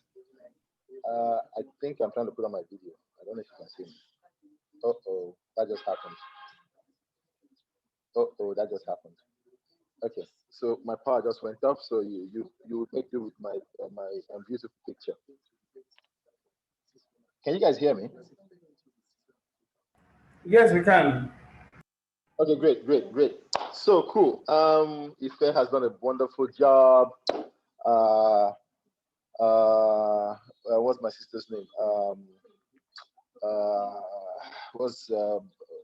Bola, right? Yeah, Bola has also done a wonderful job. So I'm not going to go bore you with all that stuff. I'm not going to start giving you one presentation, one document you never read or you never go through. I don't want to bore you with some slides that you would probably just, nobody ever looks at slides after the presentation is over. They just go straight to work. So, I mean, I've been there, I've done that, so I know that. So I'm not going to bore you with all that. I'm just going to pose the questions and I'm going to try and answer the questions as fast as I can so that we go straight into questions. Yeah, they brought back my power. But so I'm going to go straight into having this conversation. So in order not to get you all worked up, I'm going to put back my picture and I'm going to go straight. So question number 1 is, how do you identify real customers and ensure they have a real problem to solve? You know the truth, I already said a lot of things about it. I already said a lot about this. And the truth of the matter is, when we preconceive an idea, we almost always have a solution. We almost always have a product and not a solution. Now, take for instance, if I say, I just need to know the time. My problem right now is I need to know the time. Somebody that already has an idea to sell wristwatches will sell me a wristwatch. That is a product. That is not the solution I seek. The mistake is, it is just one way to solve my problem, but that's not the problem I want. You don't know if I want to wear a wristwatch. You don't know if I even do wear wristwatches. But because my problem is I need to know the time, you give me a fanciful wristwatch that is gold-plated and all that and all that. And when you are pitching, you're saying, hey, this is a gold-plated wristwatch that will tell you the time, blah, blah, blah, but that's not the problem I'm trying to solve. I need to be solved. I just need to know the time. So in solving that problem, you probably need to know, where do I spend most of my time? I spend it on the laptop. So 18 hours of the day, I spend it on the laptop. So maybe you should build an app that actually pops up the time on the screen every single time and alerts me. Or I spend time looking at my phone. Maybe you should build an app that pops up on the phone or reminds me. Or that does it. You should give me a wearable that tells me different things. So that's a solution. That is not a product. Most times as founders, we tend to build products and not solve for problems. And that's what Ola was trying to buttress there. And that answers my first question. How do you really identify real customers and ensure they have a real problem to solve? I'm going to take you through my journey with Thank You Cash. when we started with Thank You Cash, we thought to ourselves, we need to solve a problem. We know the problem is simple. Businesses around us were shutting down, were closing up.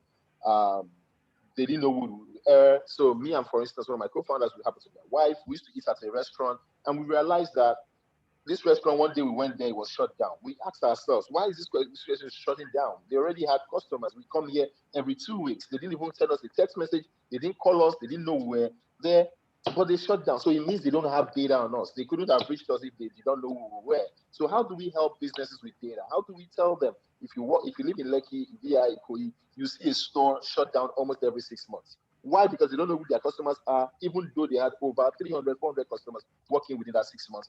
They cannot repeat sell, they cannot repeat buy from those customers. So what did we do? We said we needed to find a solution to this problem. What is that solution we decided to build?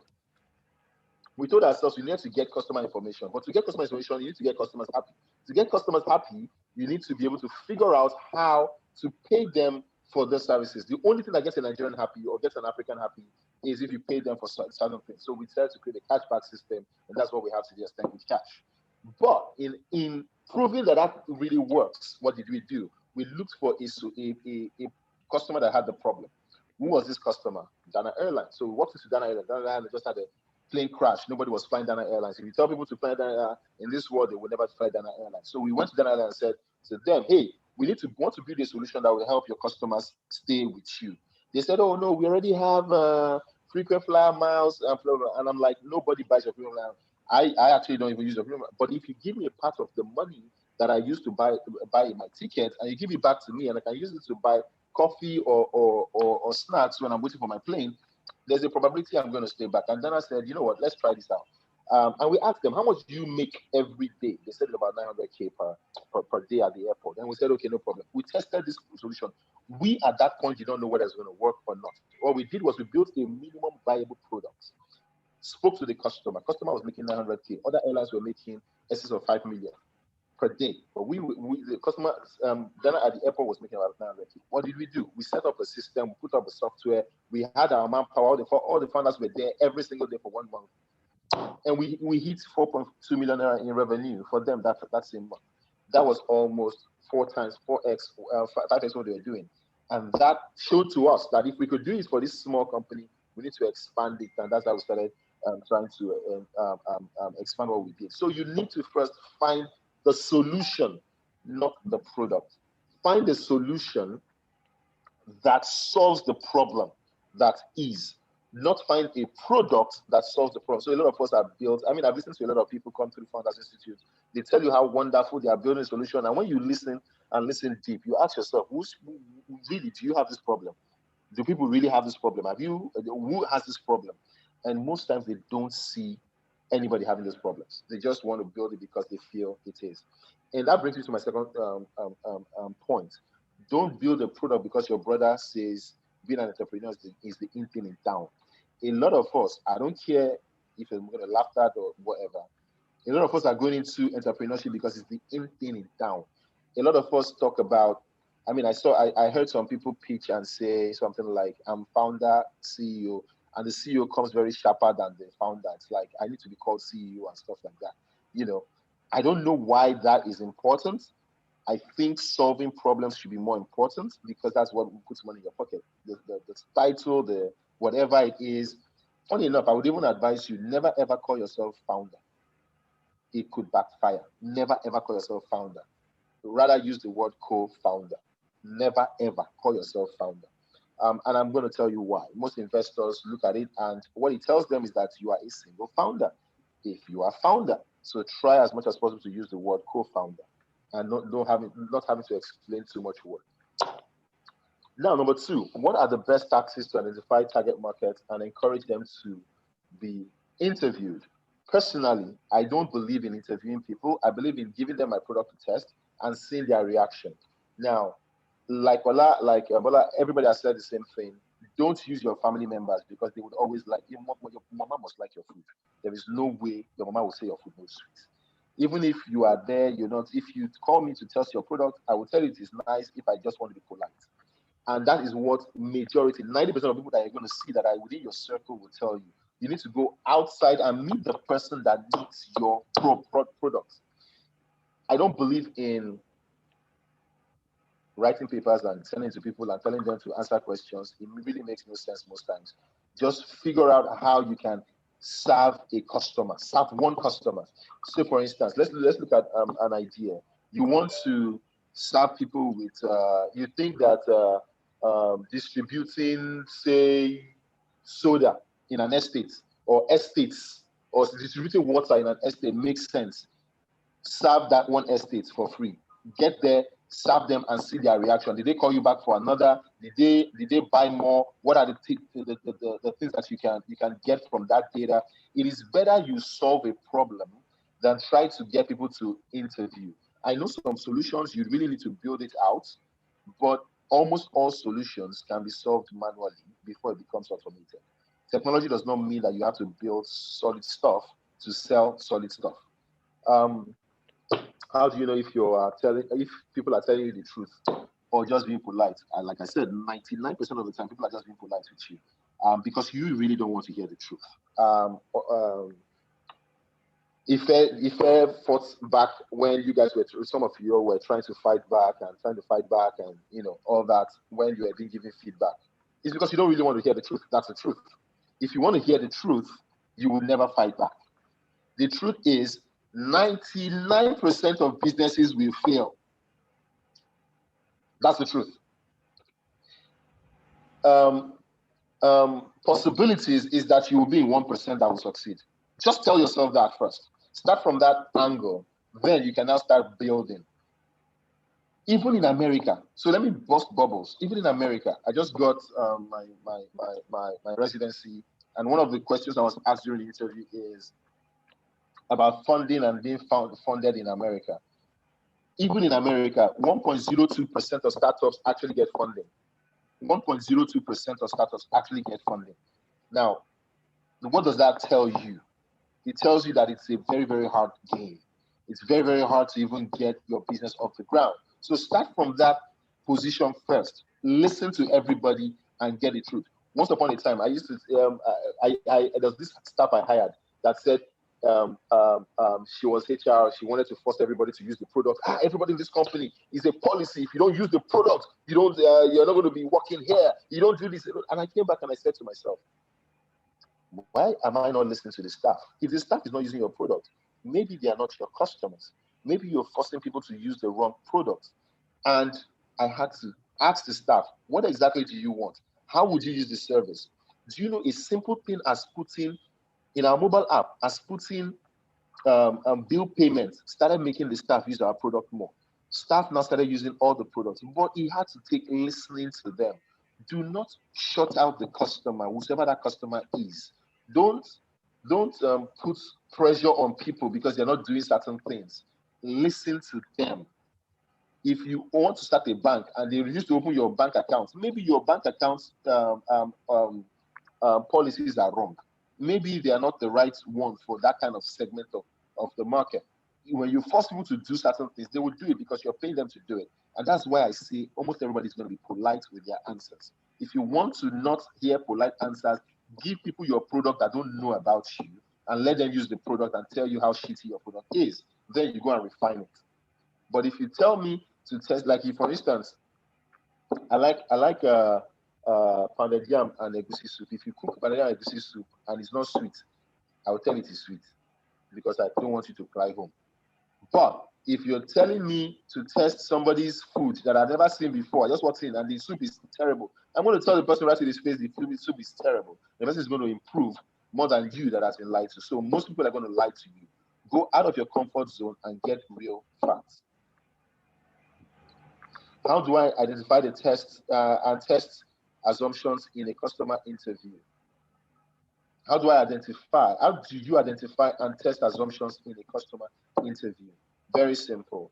Go meet identify what they are talking about and tell them, start with, you can break the ice. You can tell them, you have built a shitty product, but you want them to help you out.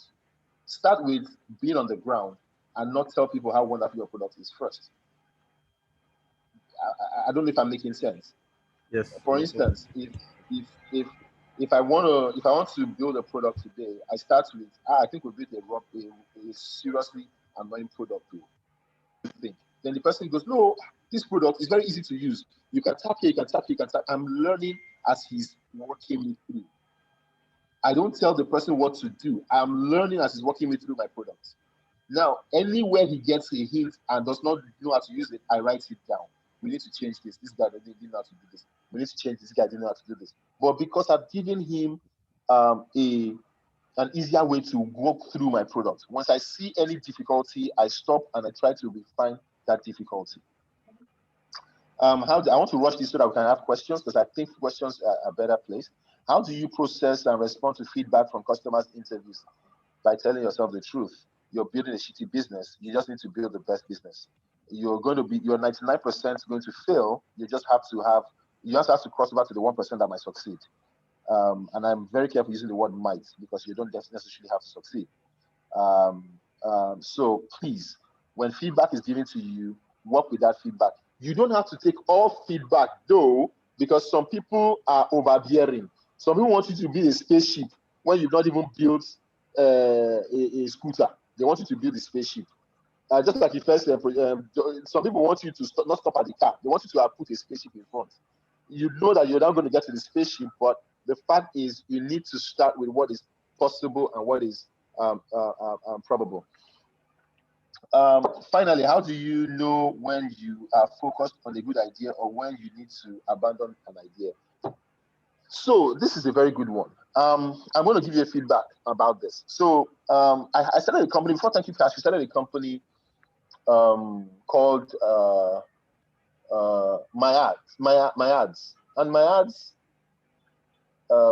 if I tell you how much we made first month, we made 32 million naira first month of launch. Everybody's going to clap and say, you made almost $100,000 first month. It's a great product. It's a good idea. Launch it. Do this. Do that. But the 5th month, we shut it down. The reason we shut it down because we noticed that it was not the right product at the right time. Take, for instance, I launched a product called Simple Pay. Simple Pay is still, people still call me Simeon Simple Pay today.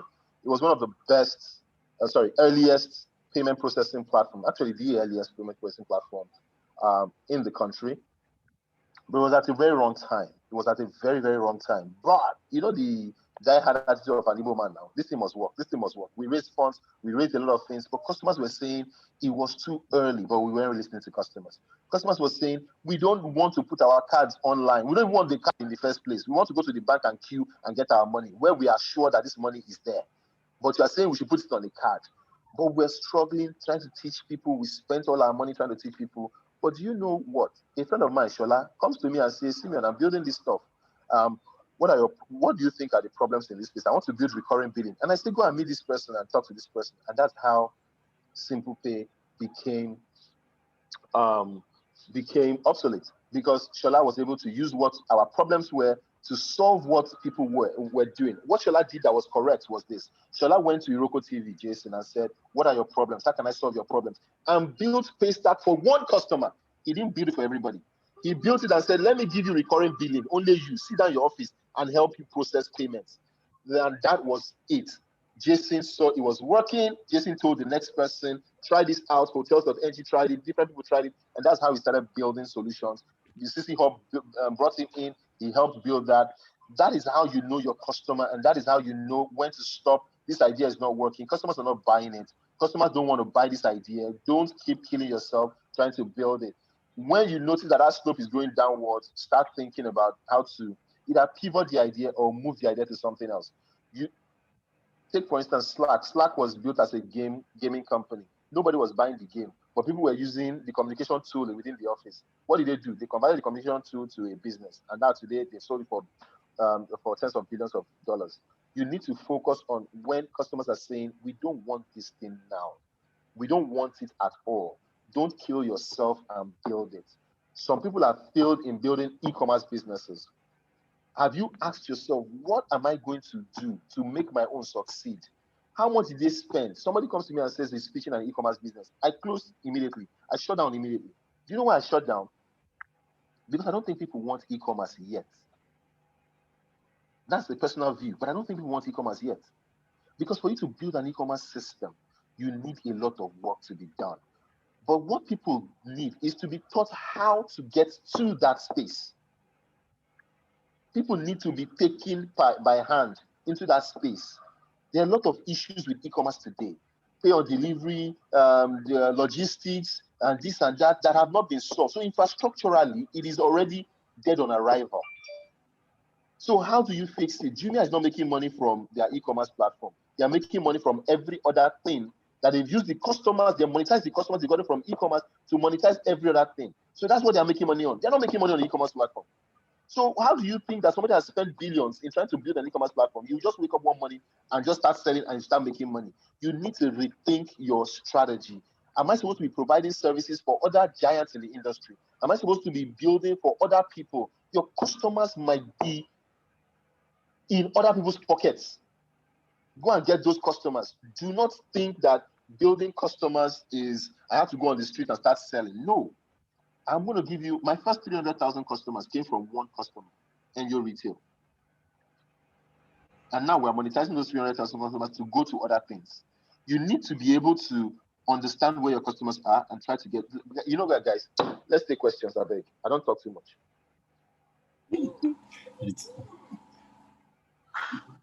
Fantastic.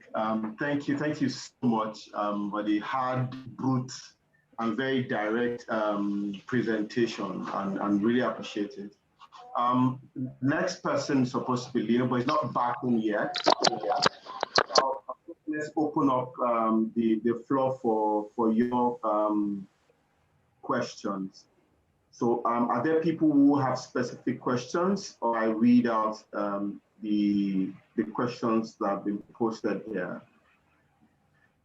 I have a question, Alasa. Okay, sure. Good evening, all. Great presentation, Mr. Simeon. I can actually directly relate to your presentation. Thank God I had it at this time.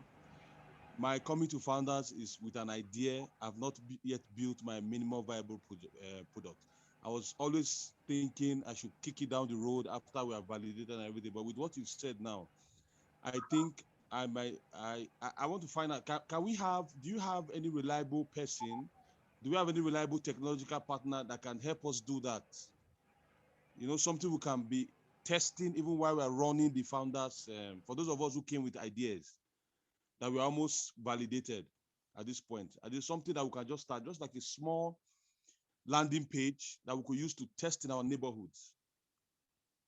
With your presentation now, I think it's about time one does that so that we even know whether that idea is scalable or not.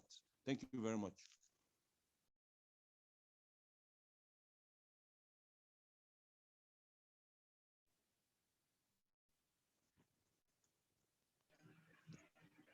Any feedback from anyone of the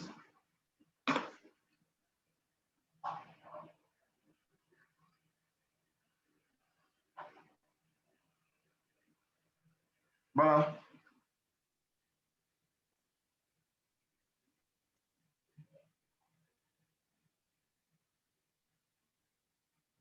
Hello, Simon. Yeah, sorry, he broke, so I didn't get the question. Is he saying that he wants to use me to test his or what? What I didn't hear the question.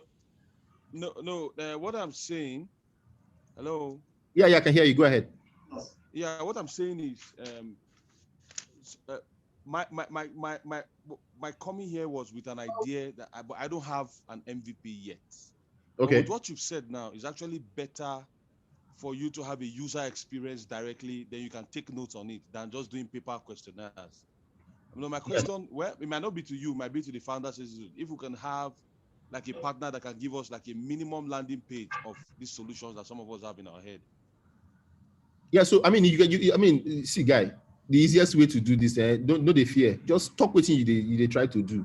One page, one liner. Always sell yourself. One liner. It is easy to actually sell yourself first. Don't every opportunity is to sell yourself, guy. Yeah. So, we're trying to do this. This is what we're trying to do. What do you think? That way, it's easier to understand and explain how we think. What I'm trying to do at this, what I'm trying to do at this moment is to a mobile system that matches shoppers and neighborhood grocery shops. Yes, we might say it's an e-commerce business, and many of us have distaste for e-commerce, but I still believe that sub-market segment has not been catered to by the giant e-commerce players. Now we're looking at a solution that will provide back-end inventory management tool for the shop owners. So as they are populating their inventory, it notifies, it's a location-aware application. It notifies the shopper around that perimeter of, oh, we have this, for example, I want to buy Pepsodent. It can aggregate like 10 stores around, giving me the prices of individual 10 stores that sell Pepsodent. I cannot say, okay, Mr. Ikena's Pepsodent is the best price. Mr. Ikena's shop is always not busy. In line with this COVID arrangement now, he can place that order ahead of time, and he doesn't need to go to Mr. Ikena's shop and queue up for hours before he gets. Imagine, take a scenario. So I understand you, but I'm going to stop you. Let me explain why I'm stopping you. The truth of the matter is, do you think that product is really a pain? Everybody wants to go into a shop and go, even within COVID, people still want to go into a shop and pick their stuff. Go to a banner, it's always full. People still want to go to their shop and pick something. Why? Because the environment you find yourself is a product touching, how will I put it? Which language I will speak now? Product feeling environment. It is not America. I'm in Nigeria right now. My wife is in America. She needs something. I go on my DoorDash. I say, babe, she'll just send me a text. I'm hungry. I need to eat crab. I go on my DoorDash. I order for crab. It is at our door. I don't need to see the crab. I know that the crab will come. I know I don't need to touch the crab. If I don't like the crab, DoorDash will pay me something back. If I give a wrong review, DoorDash will pay me. Why? Because there's a system already in place to make sure that I get compensated for bad products. In Nigeria, you don't have it. Also, Afuye boys will tell you, if you buy, you don't buy. So at the end of the day, you look at the product and ask yourself, am I doing it because it is a feel good to know that I'm CEO, or am I doing it because I'm actually solving a pain point? Google is already there. Google is already your biggest competitor. How will you, if I want to search for Pepsodent right now and I don't know any store and I'm very new in this neighborhood, I will go to Google. Google, where do I get Pepsodent around me? Google will give me the store. I will check the store and I will go and I will drive there, or I will take a taxi and go there, pick up my Pepsodent and I'll come back. If I don't know, I will ask the local boy around, hey, who is this local boy around there that sells water here? Where do I buy Pepsodent? The boy will tell me, that shop down the road, I will go and buy it. So at the end of the day, what you're trying to solve for, there is no middle class in Nigeria right now. It's either you are rich or you are poor. There is no middle class. So you need to first figure out who your market size is. Who is that market before you start building a product? There are a lot of problems to solve, and I won't lie to you, there's a lot of problems to solve, but you need to actually solve real problems. Finding where to buy Ankara or where to buy this is not a problem. Google will solve it for you. Even looking for hotel, no. Go to Google, hotel near me. It will give you 20 million hotels. Then somebody will say, I want to build a comparison hotel site. Google already gives me that. So why would you fight a giant like that? Because you want to. You will spend your money, nothing will happen. And that's what I mean by your customers. First, look for a problem. That is a problem, not a feel-good problem.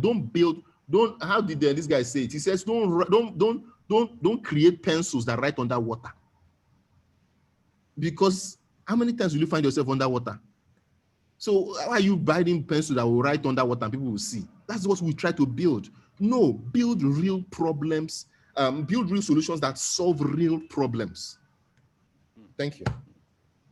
All right, can I say something? I want to quickly write on that. So it brings me back to what I was saying earlier. Sincerely, guys, you have to, after today, just take a breather, you understand? And be emotionally detached from the vision or the idea you have, you understand? Because at the end, what you need to do is to audit, just ask questions about the other cohorts. I think this is the fourth one. And ask questions like, how many people got funding? Do you understand what I'm trying to say now? It's not your personal play. You're not going to, it's not like you're trying to bootstrap it yourself. You are trying to create something like an investment vehicle that other people will find feasible. They'll find it feasible. There are things that you need to understand. Sometimes you think you're building an app, but you're actually trying to build an entire ecosystem. Your idea, the nature of your idea the value chain that will support that idea is non-existent. And when an investor see that, they roll it, I mean, they just backtrack. Exactly. You understand? The other thing you need to also understand is that, sincerely, there's something called infrastructural monopoly.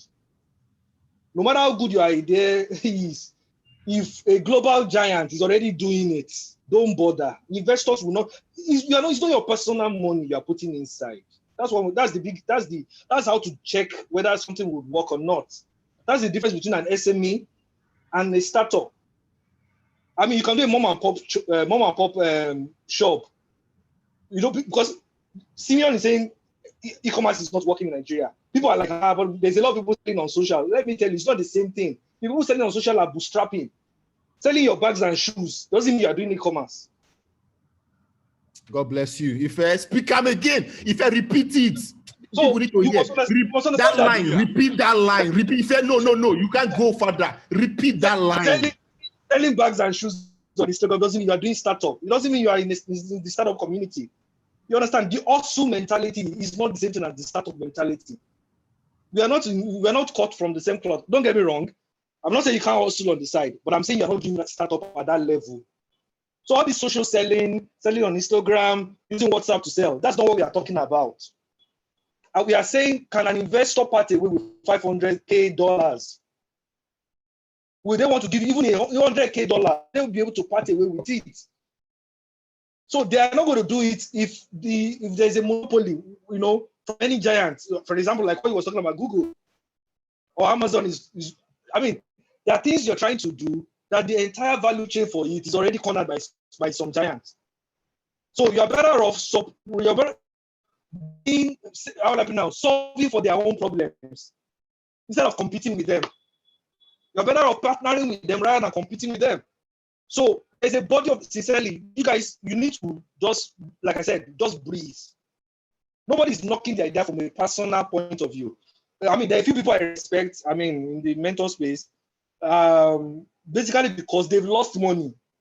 So Simeon has lost money. One day has lost money. I'm talking about investor money. The person talking to you has lost a lot of money. You understand? And I'm talking to you based on the kind of pressure I had from my investors. So, long and short, think through the idea.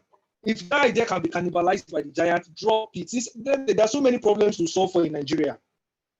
We have, we have three types of problems. We have painkiller problems, like he was talking about. If you have toothache now, nobody's going to convince you to take anything. If I tell you something can solve your toothache, I don't need to, it's not a hard sell. You're going to take it. But if I'm selling a vitamin problem, this thing will make complexion shine, you can second guess. And the last type of problem is candy problem. Some things are just good to have, like designer shoes. That's why during COVID, everybody, you can see that it was only the essential services that were running. So in Nigeria, not even in Nigeria, most of the time in the startup community, what we scale is a painkiller problem. If you don't have the money to bootstrap like for a long time, what will scale is a pain point. Something that people are already, the problem is already there. You don't need to let them discover it. You're not trying to make them discover the problem. The problem is already there, and you're trying to tell them you have a better solution to solve for it. Thank you. That's my comment. Fantastic. Thank you, Ife. And those were serious truth bombs right there that we need to pay attention to, particularly as we begin to explore and validate these ideas that we've had. I want us to really go on. I just wanted to ask one quick thing from a previous cohort, from a previous member of the cohort, Better Store. Steve came to me building stuff, and I want to use him as an example. Steve started Better Store on WhatsApp. Now, when he came to me, I think I was in America then. I just got into 500 startups, and we spoke about it. And I told him, guy, go and make this thing work. Say if you work first. Now, this boy had worked with Jumia and co. So he knew he had to first validate before we do a lot of things. Could I have introduced him to investors then? Yes.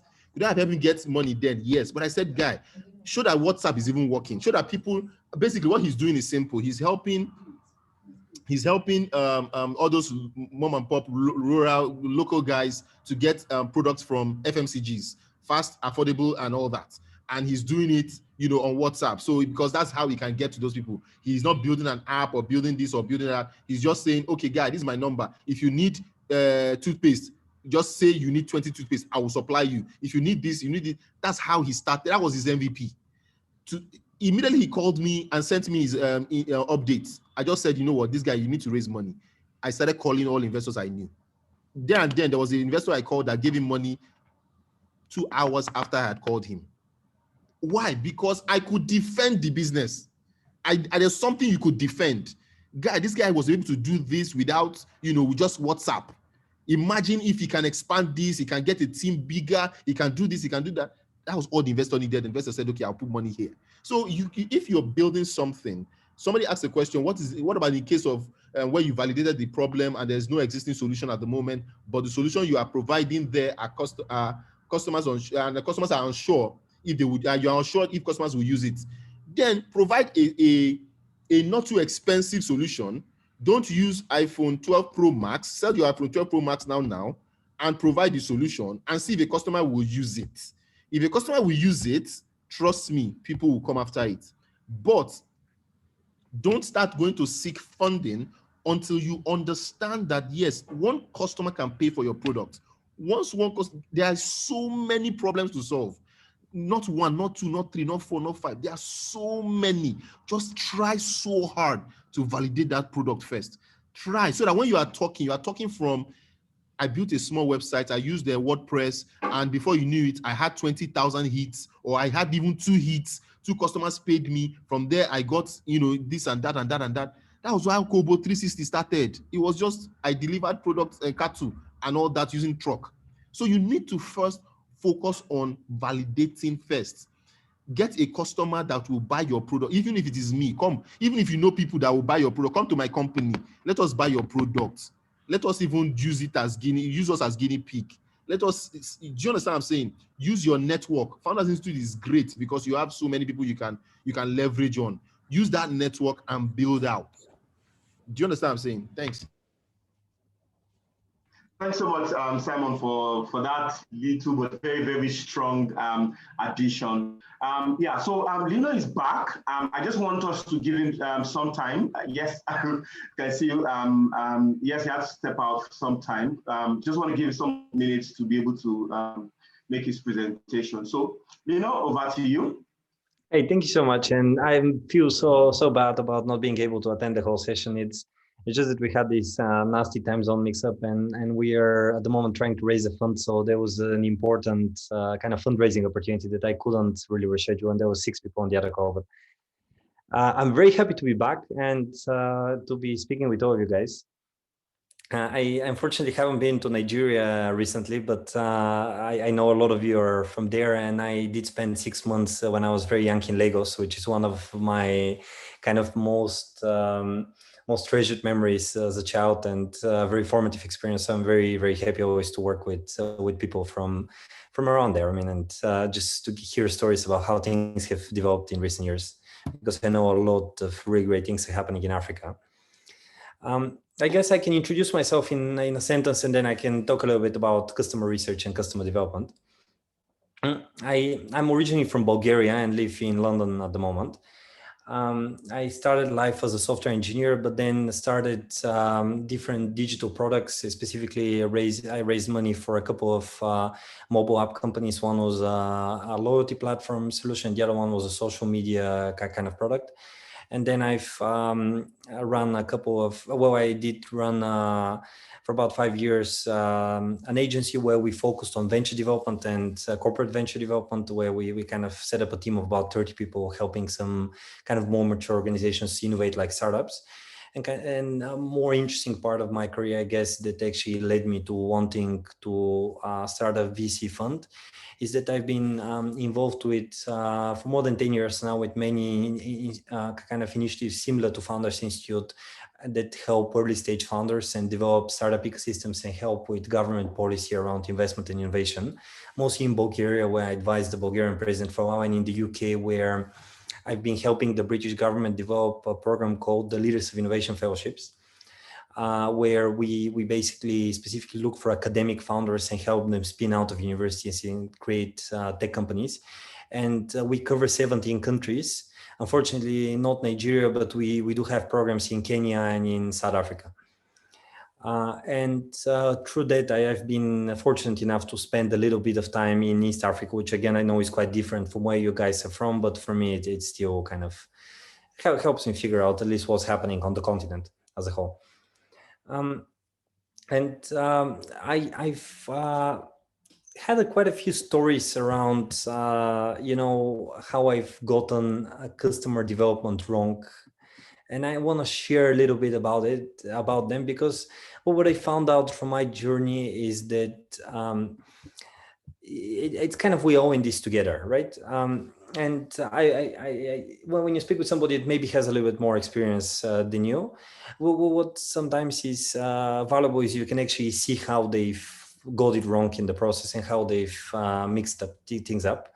So I kind of, even though this is a very short session, I want to allow for anyone to kind of interject and ask questions if you feel like it, and kind of look at it as this, that we all in this together. We are trying to build companies that make the world a better place, and we should definitely help each other. Otherwise, it's going to be a very lonely and difficult journey.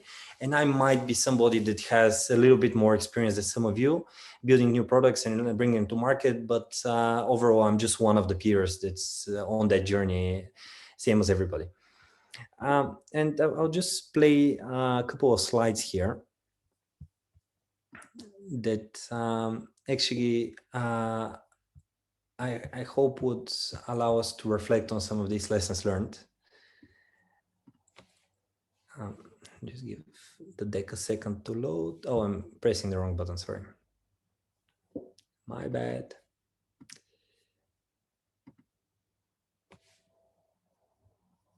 By the way, if I'm speaking too fast or it's not clear enough or anything, just write in the chat and I'll fix that up immediately.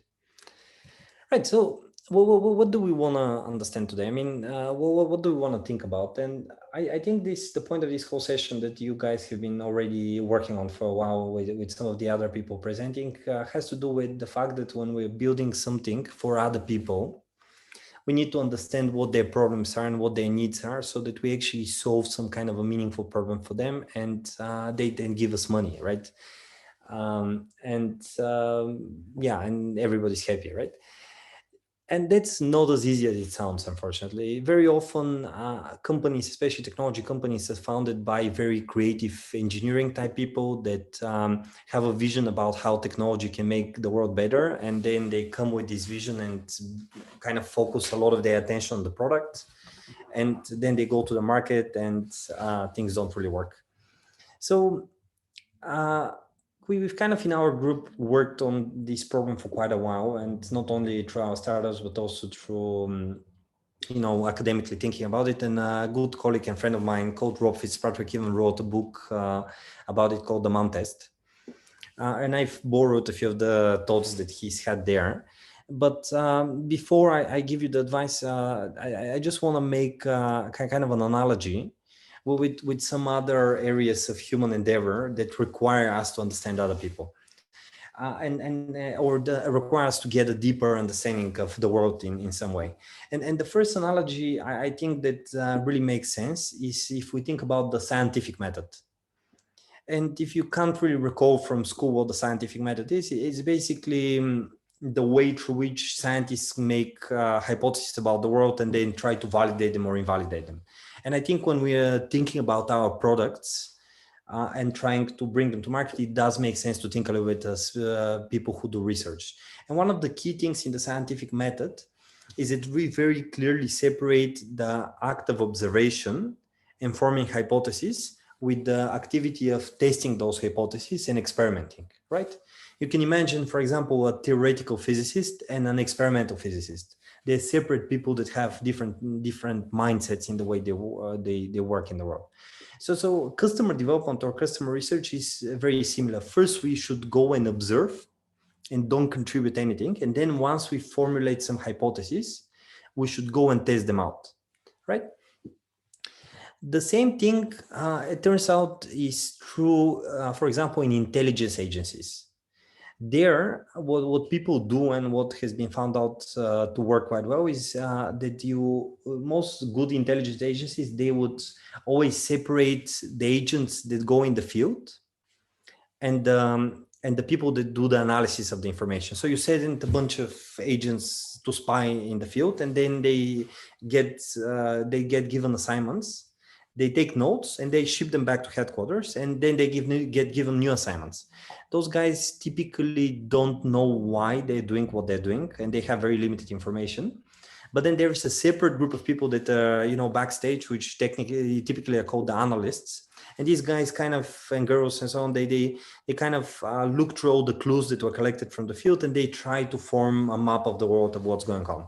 And that's a separate process. And then through that, you go and do more detection. Okay, does that make sense? Let me just enable my chat window here so I can see if actually I can do that. Yeah, never mind. Okay, if anybody wants to interject, just unmute and speak. I wouldn't mind. So that's kind of one thing I want you to ponder about a little bit after this session. And ultimately, we want to answer two questions. The first question is, do we understand the lives of our customers and the people that are going to use our products? There we go, chat. I like to have the chat here. And the second question is, do we have a product that makes sense against that need? Do we have something that's going to be useful to them? Or also learning and confirming. So we can look at this in many different ways, but this is kind of a pattern we've seen across society and across human activities. And to kind of illustrate what I'm on about, I want to give you an example from kind of a bit of the work I used to do. So my second product I was working on, and this was back in 2012, was a social media product that was focused on nightlife, and particularly on kind of giving you an alternative to your Facebook or whatever Twitter persona that you have that's a little bit more serious, into something that's a little bit more friendly towards partying, being casual, being fun and quirky and so on. And when you think about this, keep in mind that this is while we started doing that when Foursquare, and there was no Swarm back then, Foursquare had about 3 million users. Tinder didn't exist. And a number of the other things, Snapchat didn't exist. And I think Snapchat was just getting released, and Instagram didn't exist and so on. And we were basically building a product that people would use very often at night. And this was the environment in which we were doing customer interviews and customer development, right? Because this product got a bit of traction, and we wanted to understand this clubbing audience and how they're using it and why and so on. We made a product change at one point, changing a number of things. We did a kind of a big release, and all of a sudden we saw this huge spike in our metrics in user engagement, and then referral and so on. And we said, oh my God, we cracked it. It's amazing. We're doing something that works, right? And we were super thrilled and excited. And the media started being, we had some media thing in Forbes, and we got really drunk on these vanity metrics that we realized we were really looking into. But then when we actually improved our metrics dashboard, we started digging in, and then we realized that the vast bulk of the activity that we were getting on our app is driven only by female users, which was great, but it didn't make a lot of sense for what we were doing, because there was kind of a dating angle to why people might use that app. And we didn't expect that women would be so much driving that in a way, and that was surprising, not bad, but surprising. But then when we dug in deeper, again, the vast majority, over 80% of what the traffic was about, was actually women looking at other women's profiles, which confused us even more, right? So let's think for a second, what the hell was going on there? Like what was going on? Well, we kind of started speaking with them and tried to figure it out, and we were pitching around quite a lot, and And we were convinced that essentially some of our core use cases made sense, but ultimately, what happened when we started really observing the behavior of these users, we learned that there was something else at play, and there was a completely different reason of why people were using our app that nobody was actually telling us about. Because when we were talking with them, they were just giving us compliments and they were saying how cool it is, how it's the best social media app ever, and so on. So what do you think happened? Well, given that this is Zoom and it's not so easy to interact, I'm just gonna jump ahead and give you the answer. Hopefully you're pondering at the moment and you're very curious and have no idea either. Well, actually, does anybody wanna say what do you think was going on? Just one person, or maybe two. You can unmute and give us your hypothesis of what must be going on here.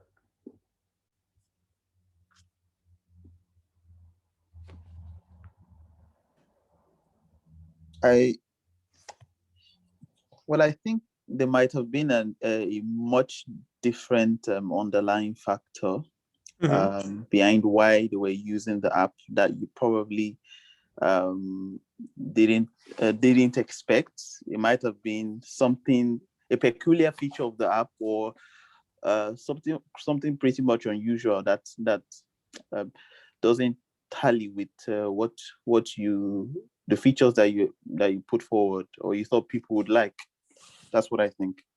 Yeah, exactly. And we can try and guess what that is, and we couldn't guess, and what turned out to be was. Were they using it for shopping or identifying what each other were wearing and using that to shop? That's a good guess, but no, that wasn't it, right?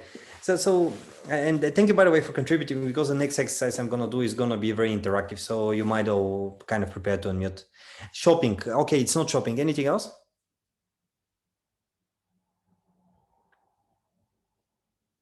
You can also put it on the chat if you want.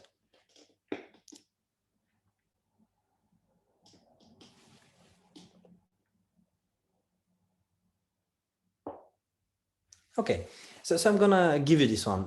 It was related to fashion. So what ended up happening is that we made a release and we changed the design of our app, and it had this really beautiful profile page, which worked on web as well at the time, that had these super high resolution photos. And this was before Facebook had their timeline feature. So I don't know how many of you are old enough to remember what Facebook looked before they had a timeline. It used to have a profile page, but you had only a very small profile picture, and you had the photo galleries, but people didn't, when they do an activity, they didn't necessarily share high resolution photos of their latest activities. They would put albums, like a photo sharing app. And what we did was we introduced in that particular community the best photo, where, yes, indeed, laughing out loud, right? I mean, it was with these apps, and the whole thing was breaking when you put too many apps and so on. But the thing is, we had at the time the best high resolution profile picture where people would end up putting their outfits. And because it was a nightlife context, everybody, all the users, would often share that they're planning to go to a party or they're at some party and share photos from the party. And women want to see what other women are wearing to the different clubs and kind of get fashion inspirations for outfits. And when they figured this out, they ended up using our app like crazy. And this was great, but we had no idea why it was happening, and it didn't support our business at all, this sort of usage behavior. So to me, this was one of the many times in my life where I've had kind of this shocking moment where I was very convinced I understand the customers and I had these strong beliefs, but actually reality punched me in the face and this wasn't the case. And you're going to go through the same thing, I'm sure, but it kind of, it really helps when I think when you try to at least get a little bit of other people's experience and kind of minimize that pain by building some awareness of avoiding these situations, for trying to avoid these situations. And the key thing here is that the customer words are gold. They had told us about it in retrospect, but we just missed it out in the noise. They said, oh my God, your product is so good. And we said, yes, it's doing this thing we thought about. It's useful for finding parties and dating and keeping up with your party friends and so on. And I said, it's such a beautiful app, right? And we weren't paying attention on the language they were using and on the keywords because we had this mindset and we had confirmation bias, what's called. We wanted it to be something else, right? So The question is, how do you ask questions and how do you listen to your users and customers so you get these moments correctly and you understand them better? And that's a good question. Did we pivot to support with the new information release? We didn't. We had no passion or interest in doing that. And we thought about it and we decided we don't want to work on that problem at the time, but it could have been a very valid pivot, although I'm not exactly sure what the business model would have been and what the use case would have been in any case. But yeah, those are one of those pivot or persevere moments, and we chose to persevere with something else at the time, which by the way also ultimately worked, but we couldn't make this into a business. It was just something that people liked, but there was no way to make money. And that's how we closed the company after we couldn't raise the next round. Yeah, so there's a lot of insight into how do you learn to have these conversations in a way where you get the deep information, the good information. And then there's a whole separate challenge of how do you turn that into product decisions that we won't cover today for sure. But it's kind of something to think in that context. To kind of give you another example, I want to give you all a riddle, and I'm going to ask everybody to basically unmute your microphones and just yell out your thoughts. It could be one word. We can have fun with this. Let's kind of get energy up a little bit late at night, or you can just, if you're too shy, and we're going to remember that you're shy, you can just, I'm kidding, of course. You can just put your guesses on the chat. So you're ready, guys? Let's hear somebody making some noise, please. Hey. Nice. Yeah, Okay. fire Cool. down. Let's do it. Okay. These things are so hard on Zoom. We must try to make it easier to kind of participate. And the riddle is the following. Sorry. One day, a man wakes up, turns on the radio, goes upstairs, turns on the light, and kills himself. Why? Tell me, why did the man kill himself? He was obviously depressed. He was depressed. Okay. I'm not sure he was depressed. He might have been. He was deaf and he became blind. Sorry? Can you repeat? He woke up deaf and found he was blind. Okay, he was both deaf and blind. And that happens overnight. I mean, anybody would be so shocked by that. It's such a nasty thing to happen. And that's a very creative guess, by the way. I really like this one. That's not mind control. Maybe mind control. Someone controlled him through the radio. Right, somebody controlled him through the radio, and that's there used to be a Command and Conquer game. I don't know if you guys are gamers, but there was a mind control device at the time, and it's really nasty when somebody does mind control on you. It's even worse when they make you kill yourself. I mean, why the fuck did they even bother in the first place? I mean, forgive my language, but yeah, it wasn't mind control on that particular occasion. Any other ideas? Yeah, he had that the world has turned upside down. Sorry? He was upside down. He had the world has turned upside down. I couldn't understand what's upside down. Yeah, the weather? That the world. Oh, the wall. Turned okay. Upside down. Maybe he did. But I don't think that's the correct answer. In principle, that could partially be true, but I don't think that's the correct answer. Let's try another one. He probably had something on the radio that made him. The Dow Jones has crashed maybe 20,000 points. Okay. The Dow Jones crashed 20,000 points, or his crypto assets got wiped out, or something. Yeah. Yeah. Something like a fake news. Something like a fake news. Big fake news, yeah. Those are all common reasons why people kill each other. But let me ask you something else. You're all wrong. You're all absolutely wrong. Just to get this started. But let me ask you this. If I take you on an airplane, put a parachute on your back, put a blindfold on your eyes, and tell you that I'm gonna drop you with a parachute from my airplane in a field, and in that field there's a barn, and on the side of that barn there is a dartboard, right? and you have 3 darts, and you have to hit the dartboard. It doesn't matter if you hit the bullseye, just hit the dartboard. So, and I throw you off the airplane. What would you do? Would you immediately just land with the parachute, kind of get yourself up and start throwing the darts in the first direction you know you're facing? Or would you do something else? Perhaps maybe try to get a sense, are you in the field? Are you facing the barn? How far is it? Just answer some of these questions somehow with whatever means you have. Would you do the latter? Yeah, I think you would. I think you would try to get this basic sense of bearing before you start throwing darts out. And the equivalent of getting a sense of bearing in our customer conversations is basically asking open-ended questions, observing, and listening very carefully. And the analogy of throwing darts is talking about our product and showing our product. And once we are facing the dartboard, it does make sense to throw the dart and see if it hits, but we need to first get to that point, right? And there's a tricky bit as founders, especially as very passionate founders, we always mess up. So let's try the exercise again. Ask me open-ended questions. And open-ended questions mean questions that I can't answer with yes or no, but they kind of make me clarify something for you. And the examples you were giving, where you were saying, well, did he hear that the Dow Jones index crashed and he killed himself? That's a closed-ended question. That's a closed question. It's kind of a dart shot type of thing. So ask me any open-ended question around this. Why did he turn on the lights? Because it was his job. Why did he go upstairs?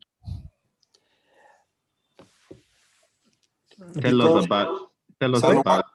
Why did he turn on the radio? I'm going to answer why did he turn on the radio and why did he go upstairs, but there was another question in between. Tell us about what happened in the entire process of the day. You're getting very good here, and that's almost cheating, but actually it's allowed. Did you say it was his job? Sorry? Did you say it was his job to turn on the light? It was his job to turn on the light, yeah. He messed up.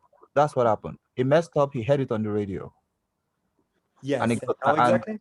And it possibly, I don't know. He messed up, heard it on the radio, and he was scared.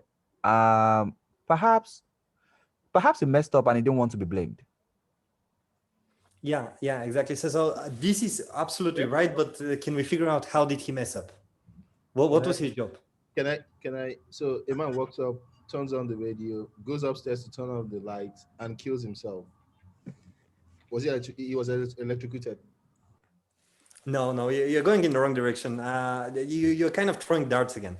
The other direction is, and no offense, we are doing that all the time. I'm doing that all the time myself.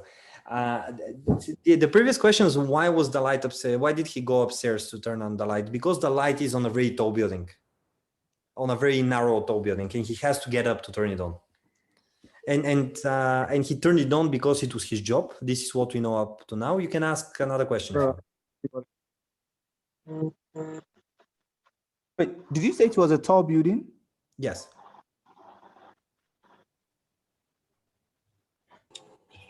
Was it that he didn't sleep well and fell off? This is throwing a dart again, because I can answer that with Could it be a light? Could it be a lighthouse? And because he didn't put on the light, there was an accident. Exactly, yeah. So he forgot to turn on the light on the lighthouse in the middle of a storm. He went to bed. There was a horrible shipwreck. He turned on the radio in the morning. He heard about the shipwreck. He was confused. He thought, oh my God, is this my area? And he was so devastated by the fact that he has caused the deaths of so many people that he went, turned on the light so it doesn't happen again, and committed suicide. So this is what happened. But if you pay attention, everybody was guessing, and everybody here is super smart, I'm thinking. We also saw that many of you are very creative, and you came up with all these really far-fetched and interesting ideas about what probably happened, and they're all very meaningful concepts, but it's not what happened. And it took only two open-ended questions Why did he turn on the light? Because it was his job.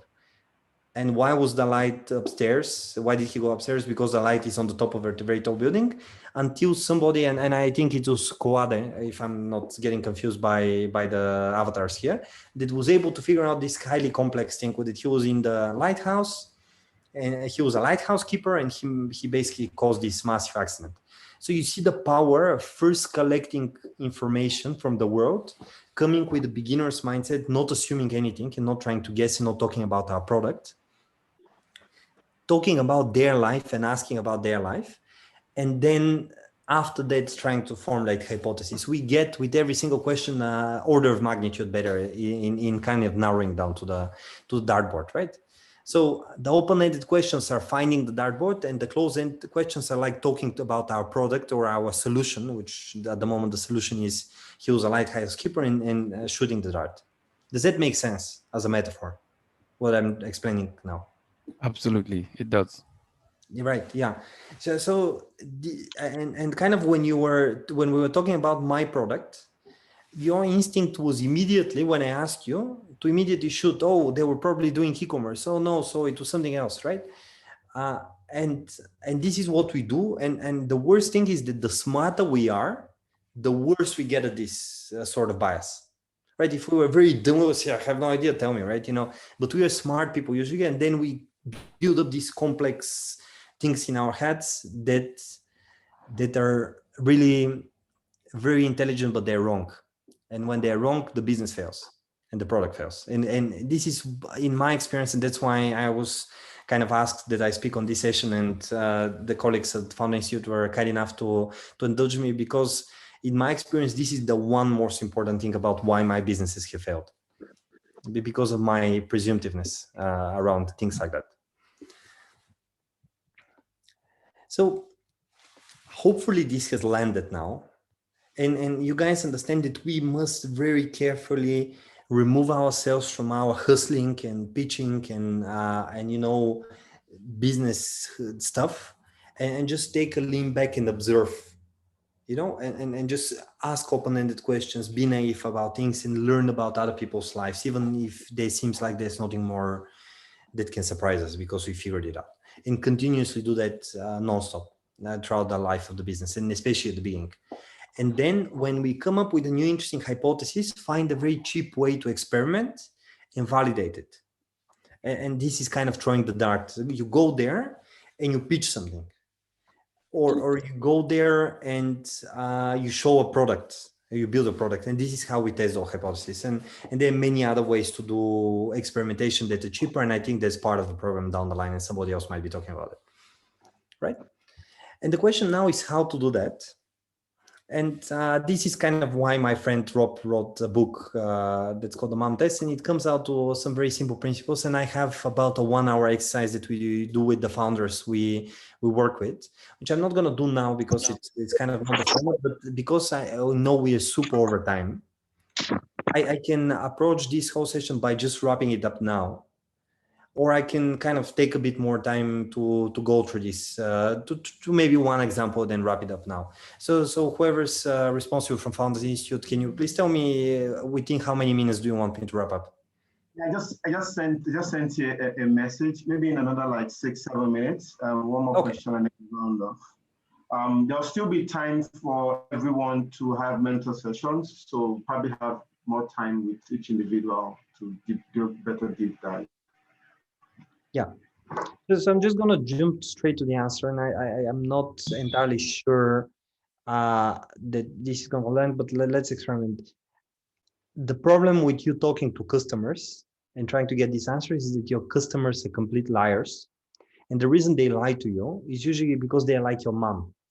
They think you're amazing, great, and cool, and they want to have a good relationship with you. And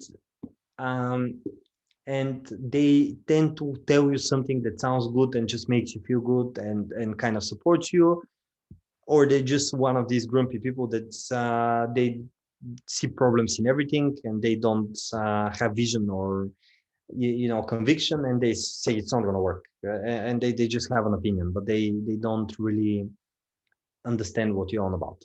And the vast majority of early conversations you're gonna have with customers are gonna be driven by those dynamics, and they're not really gonna be giving you anything actionable, but you're gonna be continuously convincing yourself that you're getting something actionable. And to address that, there are ways, interview techniques that can kind of, they're basically questions that you can ask in such a way that even your mom can tell you how great you are or give you a compliment. Like they are almost like 3 questions. And I'm gonna skip the example, but the key thing about those questions is that they have 3 major characteristics. First, they're questions that focus on things in the past, because when you're talking about things in the future, you don't get facts, you get opinions, because people are very bad at predicting their behavior, especially when we're talking about the future, right? We think, like, if you ask me, I know that exercising is really good for me, so I'm gonna run every night 5 kilometers. I think that's a very good investment of 30 minutes of every day in my life. I get to reflect, it makes me healthier, it gives me more energy. If you ask me if I'm gonna start doing that in 5 years, when it's even more important when I'm older, I'll tell you, yes, I'll definitely move in that direction. Historically, I did say this 5 years ago as well. I did start running, but maybe I run once a week on average. So kind of my opinion about my behavior, if you're gonna sell me running shoes and you need to know how many kilometers I'm gonna run, is not very useful. What's useful is what I've been doing up to now, because this is fact. So maybe I'm gonna change my behavior in the future, but it's far more valuable to know what happened last time in reality. So focus on things that are in the past. Always drive the customer or the stakeholder to give you stories about the past, not talk about the present or the future. Focus on facts, not opinions, because opinions change.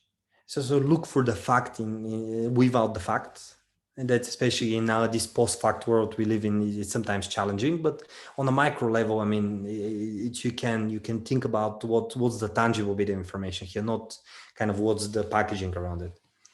And then always try to get things to be more specific. So we often like to talk about generically about problems and so on. And we enjoy the emotion of, talking about the world, but really the more specific things get, the more actionable they become.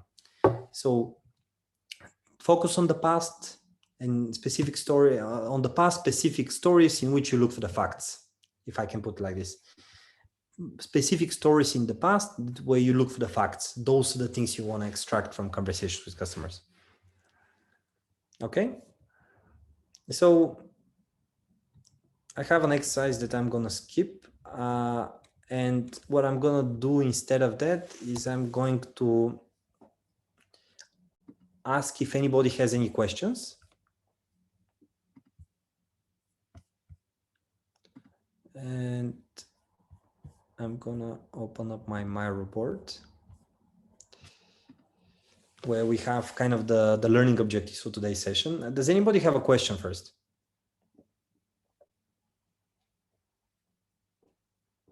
Yes, I do. Yeah. Thank you for the presentation. I was just, thinking about a scenario where you can see that these potential customers do have a problem, but it appears they are not aware until you call their attention to it. Do you think that's a solution that's a problem you want to start preferring solutions on? For instance, this idea of using cards. Well, we're not comfortable with it. Perhaps we didn't even think we wanted it, but until we had a taste and we found the comfort in it, then we started using it. Do you think that's a viable thing to do for a problem that customers don't even know they have, but you see it, it? Yeah, right. And there's a famous quote from that got attributed to Henry Ford. I don't know if he actually said it, but where he said, if I had asked my customers what they want, they would have said they want faster carriages, and they wouldn't have said, give me, petrol cars, right? And I think this is the sort of example where when we're working on an innovation, we encounter quite a bit. But the key thing is that you're not asking the customers about your product. You never talk about your product.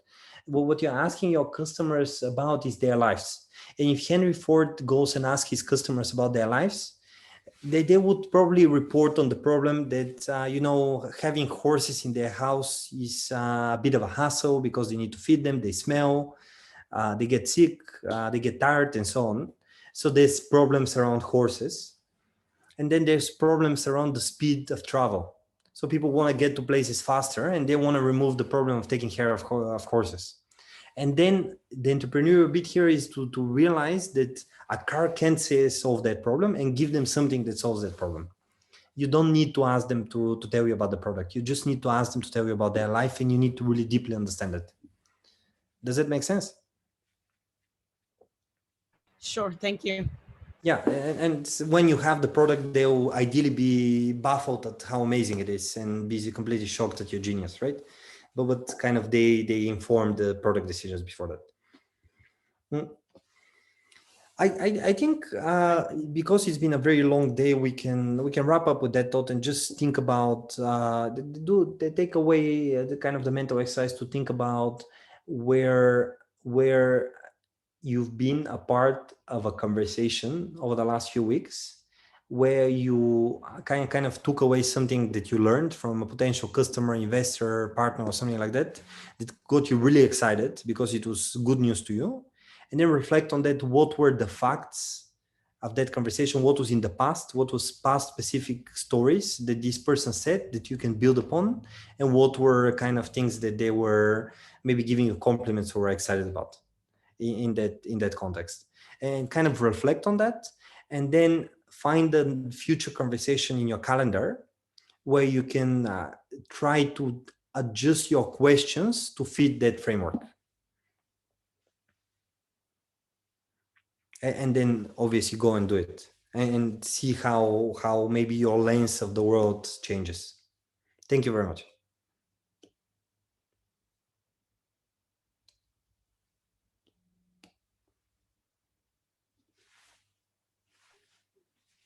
Ooh, fantastic session, Lino. Thanks a lot for. Can anyone hear me? Yes. Okay, awesome. Fantastic session, Lino. Thanks for that as well. And those are critical points as with other mentors have as well shared. Yeah, I see a lot of questions here already, but because of our time, just hold your briefs. There'll be mentor sessions with these mentors in a while. So I think it is still important that we can just keep those. That when we have in-depth moments with them, you'll be able to ask those questions. So we just keep that down. Please, as much as possible, please let's keep up with our assignments and tasks.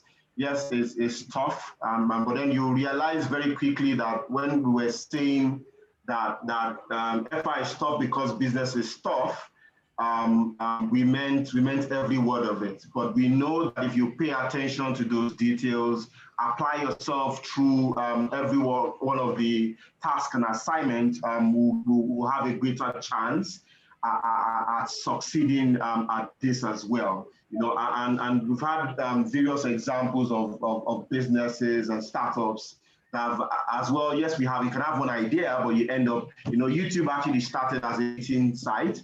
But then by the time they saw how people were responding and listening to the data, it became what it is today. Same with audio. They eventually developed an app out of it called Twitter. There's this nobody in business that pivoted as well, and they came up with Shopify.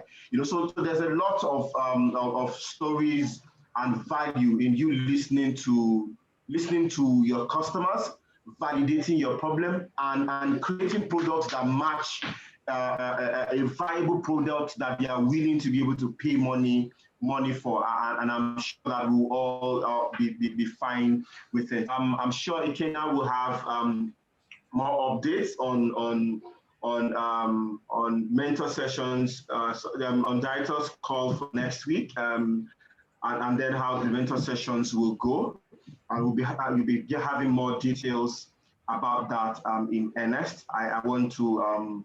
It's been a long day. I want to thank everyone for the time that we spent. And I'm sure that we'll have greater time doing our work together. So, with bearing any other announcements, Ikena, Ifedi.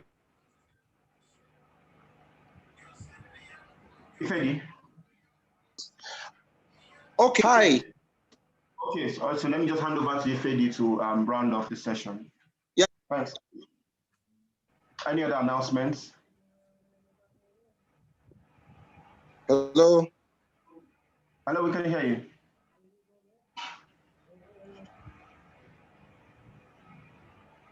Hello, Ifedi. Can you hear us? I can hear. There he is.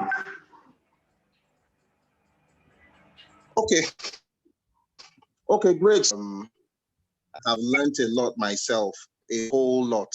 I mean, thank you, Simeon, for that. I mean, you're always coming very, very, very hard. But I mean, that hardness is good for us. And Lino and Bola, who